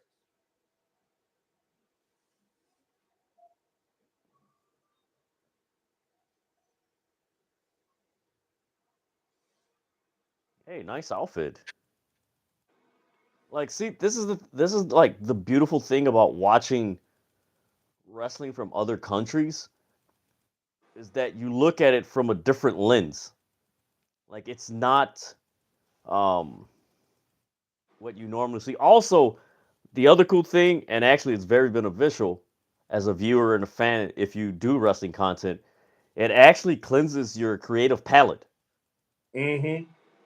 where if you constantly see WWE or AEW or Impact, like you can't, like you get in that hamster wheel Hmm. almost. And when you watch, promotions from outside, it's like, oh wow, this is really cool.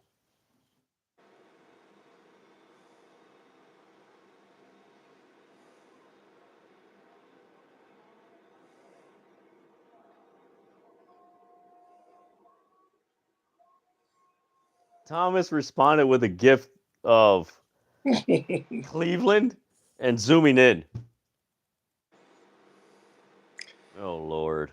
He's got to respond with like the Drew Carey show. What should I respond with? Let me look up Michael Jordan again. The Bears Super Bowl shuffle. Hell, even the White Sox won the damn World Series, and the Indians been the best team. You know what? That is funny. The White Sox won the World Series in 2005, yet the Indians has been a better team since then, and still ain't won a World Series. Shoot, you guys got two teams in Chicago that I believe have won World Series, haven't they? Because that 2005 and didn't. 2016. Yeah. What has Cleveland won? A donut.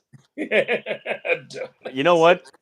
If you look at what I'm gonna send, uh, you got to look at this. It's You gonna got pop up across my note. There it is, right there.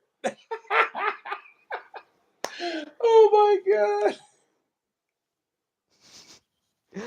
Dad, oh, get some help. I don't think Thomas understand the type of I I got some arsenal, buddy. It's like I was it Michael Jordan, John Elway, the Cubs. What other team do they have? Cleveland. Let's see, the Browns, the Indians. Do they have a hockey team? Who? Cleveland? No, I don't think they do. That's surprising. If they do, it's a minor league hockey team.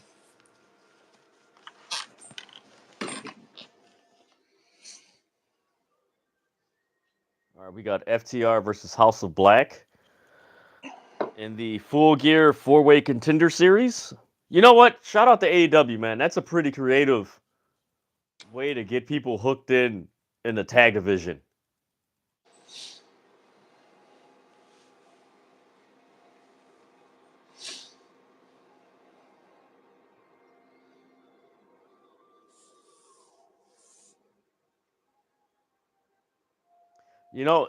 Critique I have of MLW.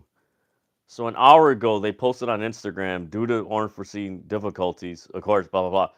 That's in the caption. There's no Really? with the flyer like, hey, you know, well, so like if you scream, it's like, oh, it's tonight, and then you look like, wait a minute, it's not.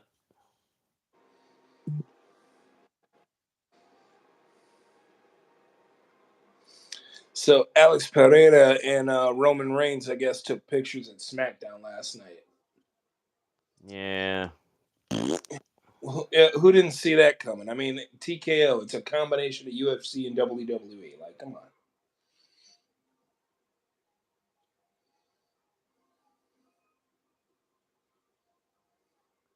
Oh my lord. Was it Yoshi Hikoi? I think that's how you pronounce his name. In Defy, his Mm-hmm. interference was a dummy.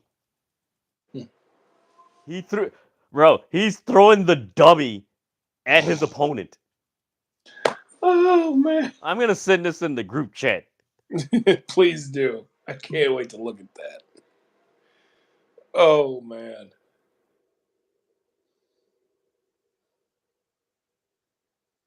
All right, Bobby Lashley will be speaking on Dynamite this Wednesday.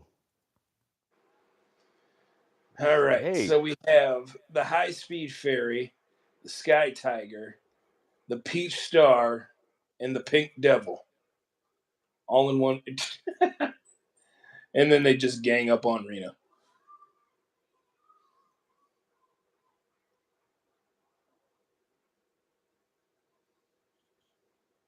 Nice. Nice move. Ooh, nice.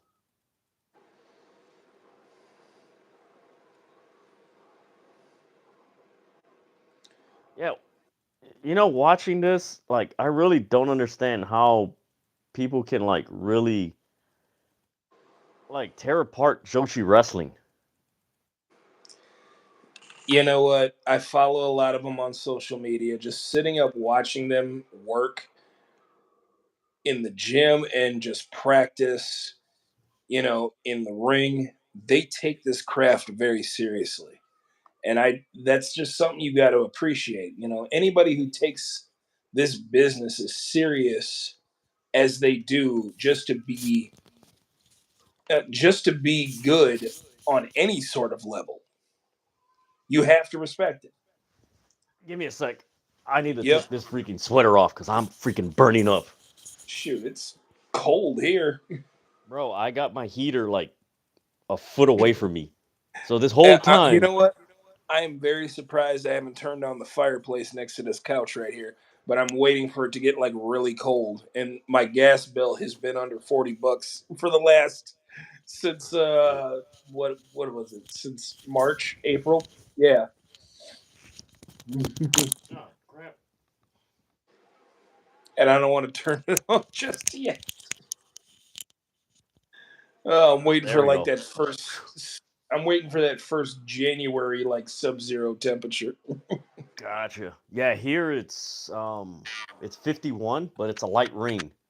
So of course, when it rains when it's 50 in October or November, it's gonna feel like 41. Oh, it's been raining over there too. Yeah. And you know what? Man, what's the temp? Because I do have the Bears winning tomorrow, but like I wouldn't be surprised if the Patriots beat them.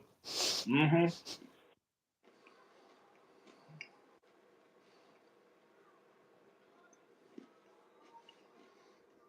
So remember how I mentioned with you in Mid South, Mm-hmm. um, how Ryan Poles and Eberflus have the same agent? Yeah. So does the offensive coordinator, Why and does that not shock? so does the offensive coordinator they fired, which is a former Bear, Trace Armstrong. Really?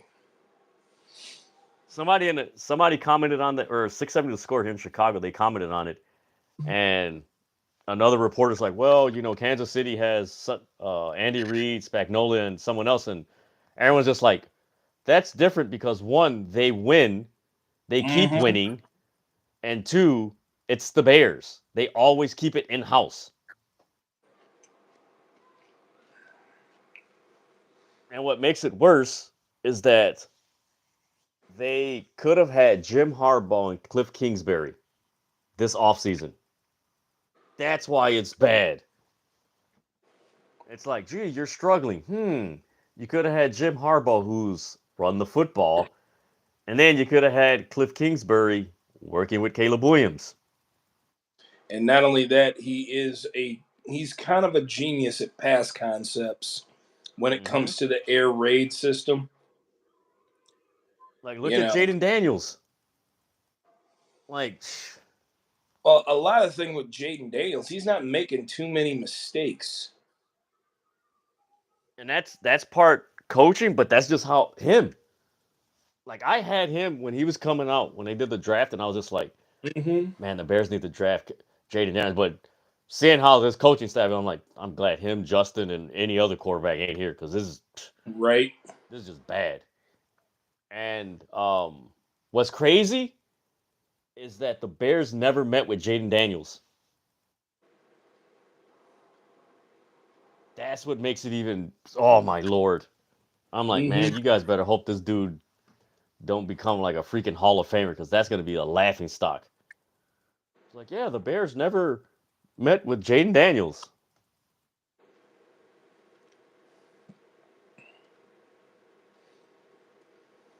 Oh, Nick Wayne is at Defy.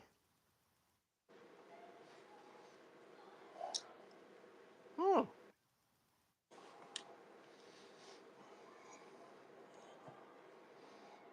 Nick Wayne showed up at the 5. Not bad.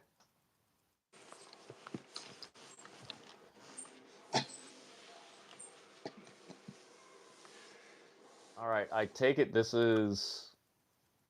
Forgive me, guys. And oh No, man, you're what the hell good. happened to the stream? Did it freeze up on you? Yeah. Did yours freeze up on Mine's you? still going so far. Oh, there we go. Now it's on.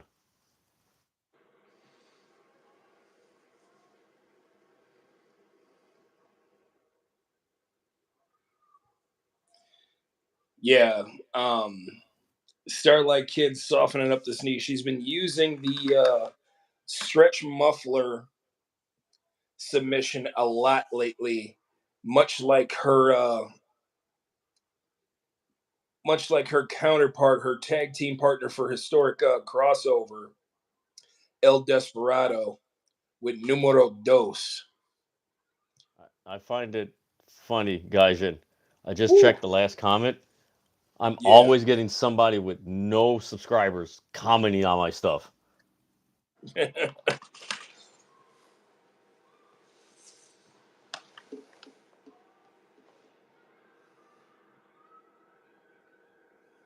Yeah, that's you know what? I'm glad I'm watching this because that's the difference I'm seeing with the Joshi wrestlers. Again, the forearm strikes. They're going Mhm. straight like this. Straight ahead. They're trying to make it look as real as possible. With the most of the women's wrestlers in America, they go like this. Which they if you notice, and I've noticed this in Anna Jay's matches, her forearm strikes have improved. Because they probably told her, Yep. hey, you need to go like Yeah. this. It's all that Because time if you're she spent in Japan. yeah, because if you're going like this, it looks like you're going. It doesn't.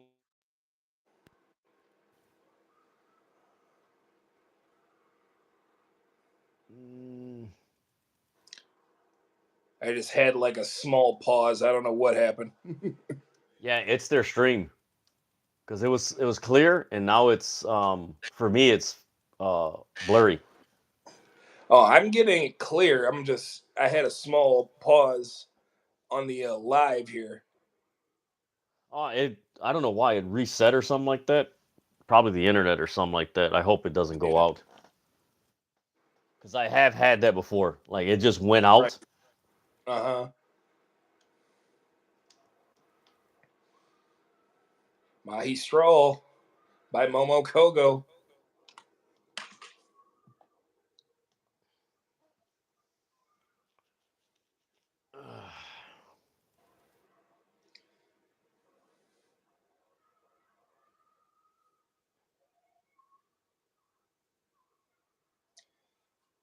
Nice little Northern Lights by Rena.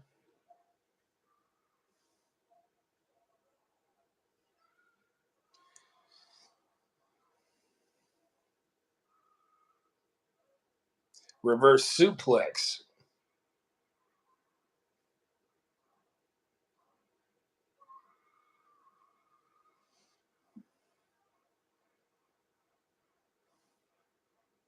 Hey, MJF was with Peter Griffin.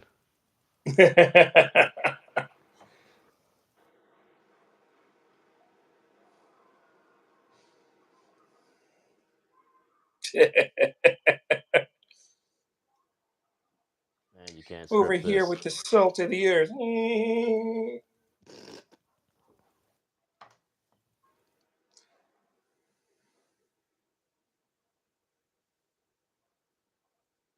Hey, it's a nice crowd for TNA. Tiger suplex. And there's an ad. I Oh, so swear. Timothy Thatcher is on the WWE ID program. Really? Yeah. We'll see how long that lasts. So yeah, it was announced that wrestlers with that ID could wrestle in AEW. Which is, I'm like, okay, let's see how long that lasts. So the one with the mask is Starlight Kid, right? Yes. I like her look. I like it. It's a combination of like the Puma Kid. It's different.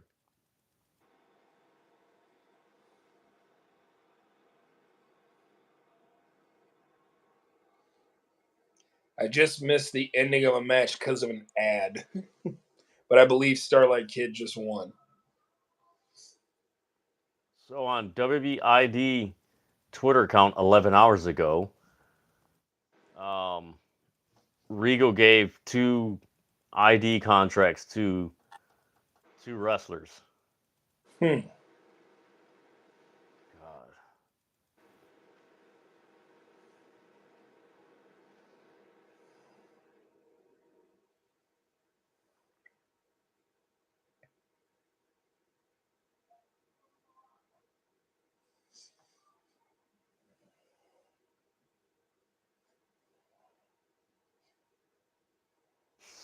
Hey, somebody tweeted, damn, they really got Lashley out here beefing with his own sister.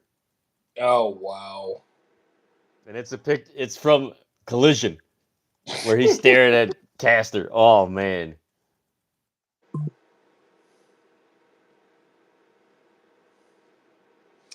I I believe like Starlight this. Kid just threw out the challenge for the white belt.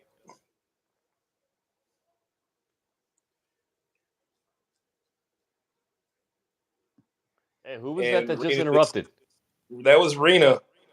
Rena's got some history with Kid. I mean, they were a part of Oedo tie before they kicked Kid out. I like her look. I like it. Like that's something like remember I mentioned to you guys on Friday that like I don't want to say a third, but a good portion of that top 200 list I'm doing is mostly women wrestlers. And the Mm-hmm. reason why is like for me, it's the presentation and how they present their look. And then how their look is in the ring with the moves they do. And that's something that I'm honestly in 2024 a lot of women wrestlers have that ahead of a lot of men wrestlers.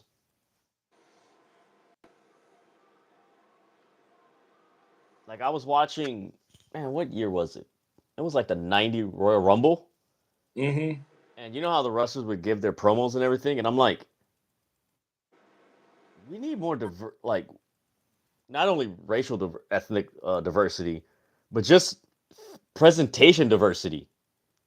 Like everybody, like on the men's side, like too many guys look the same, Yep. and that's something I don't know if you've seen the post that I posted of Sting, like the quote. He's like, when I came in, like everybody looked different. Like everybody had a different color. Hey, did they end it? Yeah, that was the end of it. Ah, you suck, man. All right, guys. It has been a fun AEW Collision Stardom live reaction. Damn MLW. That sucks, man. That really sucks. Gaijin, this has been a pleasure. This was fun. Um, Yes, it Folks, was. make sure you follow this man, Light Skin Gaijin. It is in the comments section. Man, this was so much fun. It would have been more fun if MLW would have aired with that card that they had. Yeah, That was a because really good card. Um, Maybe next week we could do that. Wait a minute, what's next week? 16th. I mean, I got Saturdays off. Let me know. Okay. So we'll probably see him, and then we'll probably see someone else on Mondays and everything. That is going to be some pretty cool things happening here on the city of wrestling. Um, just to rehash, man, if you didn't watch AEW Collision, it is a fun watch. There's a lot of story developing. A lot of the backstage segments really added to storylines that are currently going on and added to what we should anticipate for Dynamite. Um, and then, of course, the matches that have been announced for Full Gear, you're getting those vignettes and those promos and everything. Um, all I gotta say is John Moxley is a menace, man. He is a menace. I'm You just know what? anxious to see what he does to TBS. That's what I want to know. Like, and folks, if you haven't come across it, let me pull it up on pull it up for you guys. This is a really interesting thing that they showed for John Moxley. And all right, here we go. Moxley seizes Superstation TBS. I don't know what this means. Um, we could speculate all along. I've been saying for the past couple of months, and Gaijin can attest to this. I believe this is leading to the debut of Shane McMahon eventually. Because when you start adding this, TBS Superstation season, now you're starting to get to something interesting. So, Right. man, wait a minute. Moxley seizes the. What the hell does he? Man, this is interesting. You probably went into the office Mm-hmm. So I mean, you and had took this. just took control. So you had this announcement, folks. Let me see what else they got here. They announced Britt Baker and Penelope Ford on Dynamite. Um, let me pull up the cards real quick before we get out of here. Um, oh, so they got Anna Jay's backstage comments from New Japan up on AEW Dynamite's um, Twitter. All right, we got FTR. Man, I hate this stupid thing. There we go. We got FTR versus the House of Black. We got Dr. Britt Baker, like I said, Penelope Ford. Nope, can't show that. We're gonna hear from Will Ospreay this Wednesday, which would be interesting. Bobby Lashley, man, oh man, and folks, if you didn't tune into Collision, there was a very interesting promo by Leo Rush, alluding, and I want a keyword, alluding to him potentially joining the Hurt Business or Hurt Syndicate. Damn it, I got to get used to that. You know what, guys? I got to get used to that, like changing from Daniel Bryan to Brian Danielson, Yeah, or just like like I get it. It's the AEW version of what WWE was doing, but let's be completely honest. If WWE was able to utilize what they had, then we wouldn't be getting the version that we get from AEW, which by all means, a lot of people are saying, well, why didn't WWE do this? Yeah, it's interesting, man. Let me see if there's anything. Oh, so here's another match we got. Let me pull this up real quick. Roddy versus Lance, Falls Falls Count Count. Anywhere. Oh, this is Lance Archer's bread and butter. Is Mm-hmm. Falls Count. He's had some really good Falls Count Anywhere matches in AEW. I think the one match that comes to mind is the one he had against, I think it was Hangman Page, or no, it was Moxley Yeah. for the New Japan United States title. Yes. That was really good. Yeah, that's about it. But man, it was a good, fun AEW Collision. Stardom, a really cool. What is it, an hour? 30, 45 minutes? Kind of Yeah. thing. So it was fun, guys. So again, give this video a thumbs up. Subscribe to City of Wrestling. That way you're notified when the City of Wrestling drops its latest content, goes live, or drops the latest news in professional wrestling in the comments or community section. Make sure you go follow this gentleman, Light Skin Gaijin, on all social media platforms. Gaijin, it has been well, and I always end these streams with this. There is never a dull moment in the world of professional wrestling. Never say never. But also, folks, there's a lot of crazy stuff happening in the world. Do good to each other. Be gracious to each other. Let's respect each other because we're all in this together. And if we're gracious and understanding with each other, we can make our days a lot better. So hopefully this 4-hour stream um, was a form of escapism for you guys with everything going on and everything like that. More than likely, folks, I will be doing a live stream on Monday for Monday Night Raw. So make sure you guys hit the notifications so that way you're notified when that upcoming stream goes on there. You can join the stream and discuss whatever happens on Monday Night Raw and everything. But Gaijin, thank you. It's actually Thank good to do this stream with someone within the same time zone. Yeah. And thanks for having me on, man. It was a blast. No problem, man. This is always fun. And thank you for breaking down Stardom and everything there, I because that's try. something. I try. So, folks, those who are tuning in, that's something that that's why it's called City of Wrestling, so you guys can know what's other stuff happening in the city of the wrestling world and everything. So he did tremendous job breaking it up. That's why you should follow him, because he's a aficionado of Joshi wrestling. So make sure you guys check him out and everything. It is in the. Shoot, give me 1 second. Let me. Before I leave, I am going to. Damn it! I'll. Shit. I wanted to. Give me. There we go.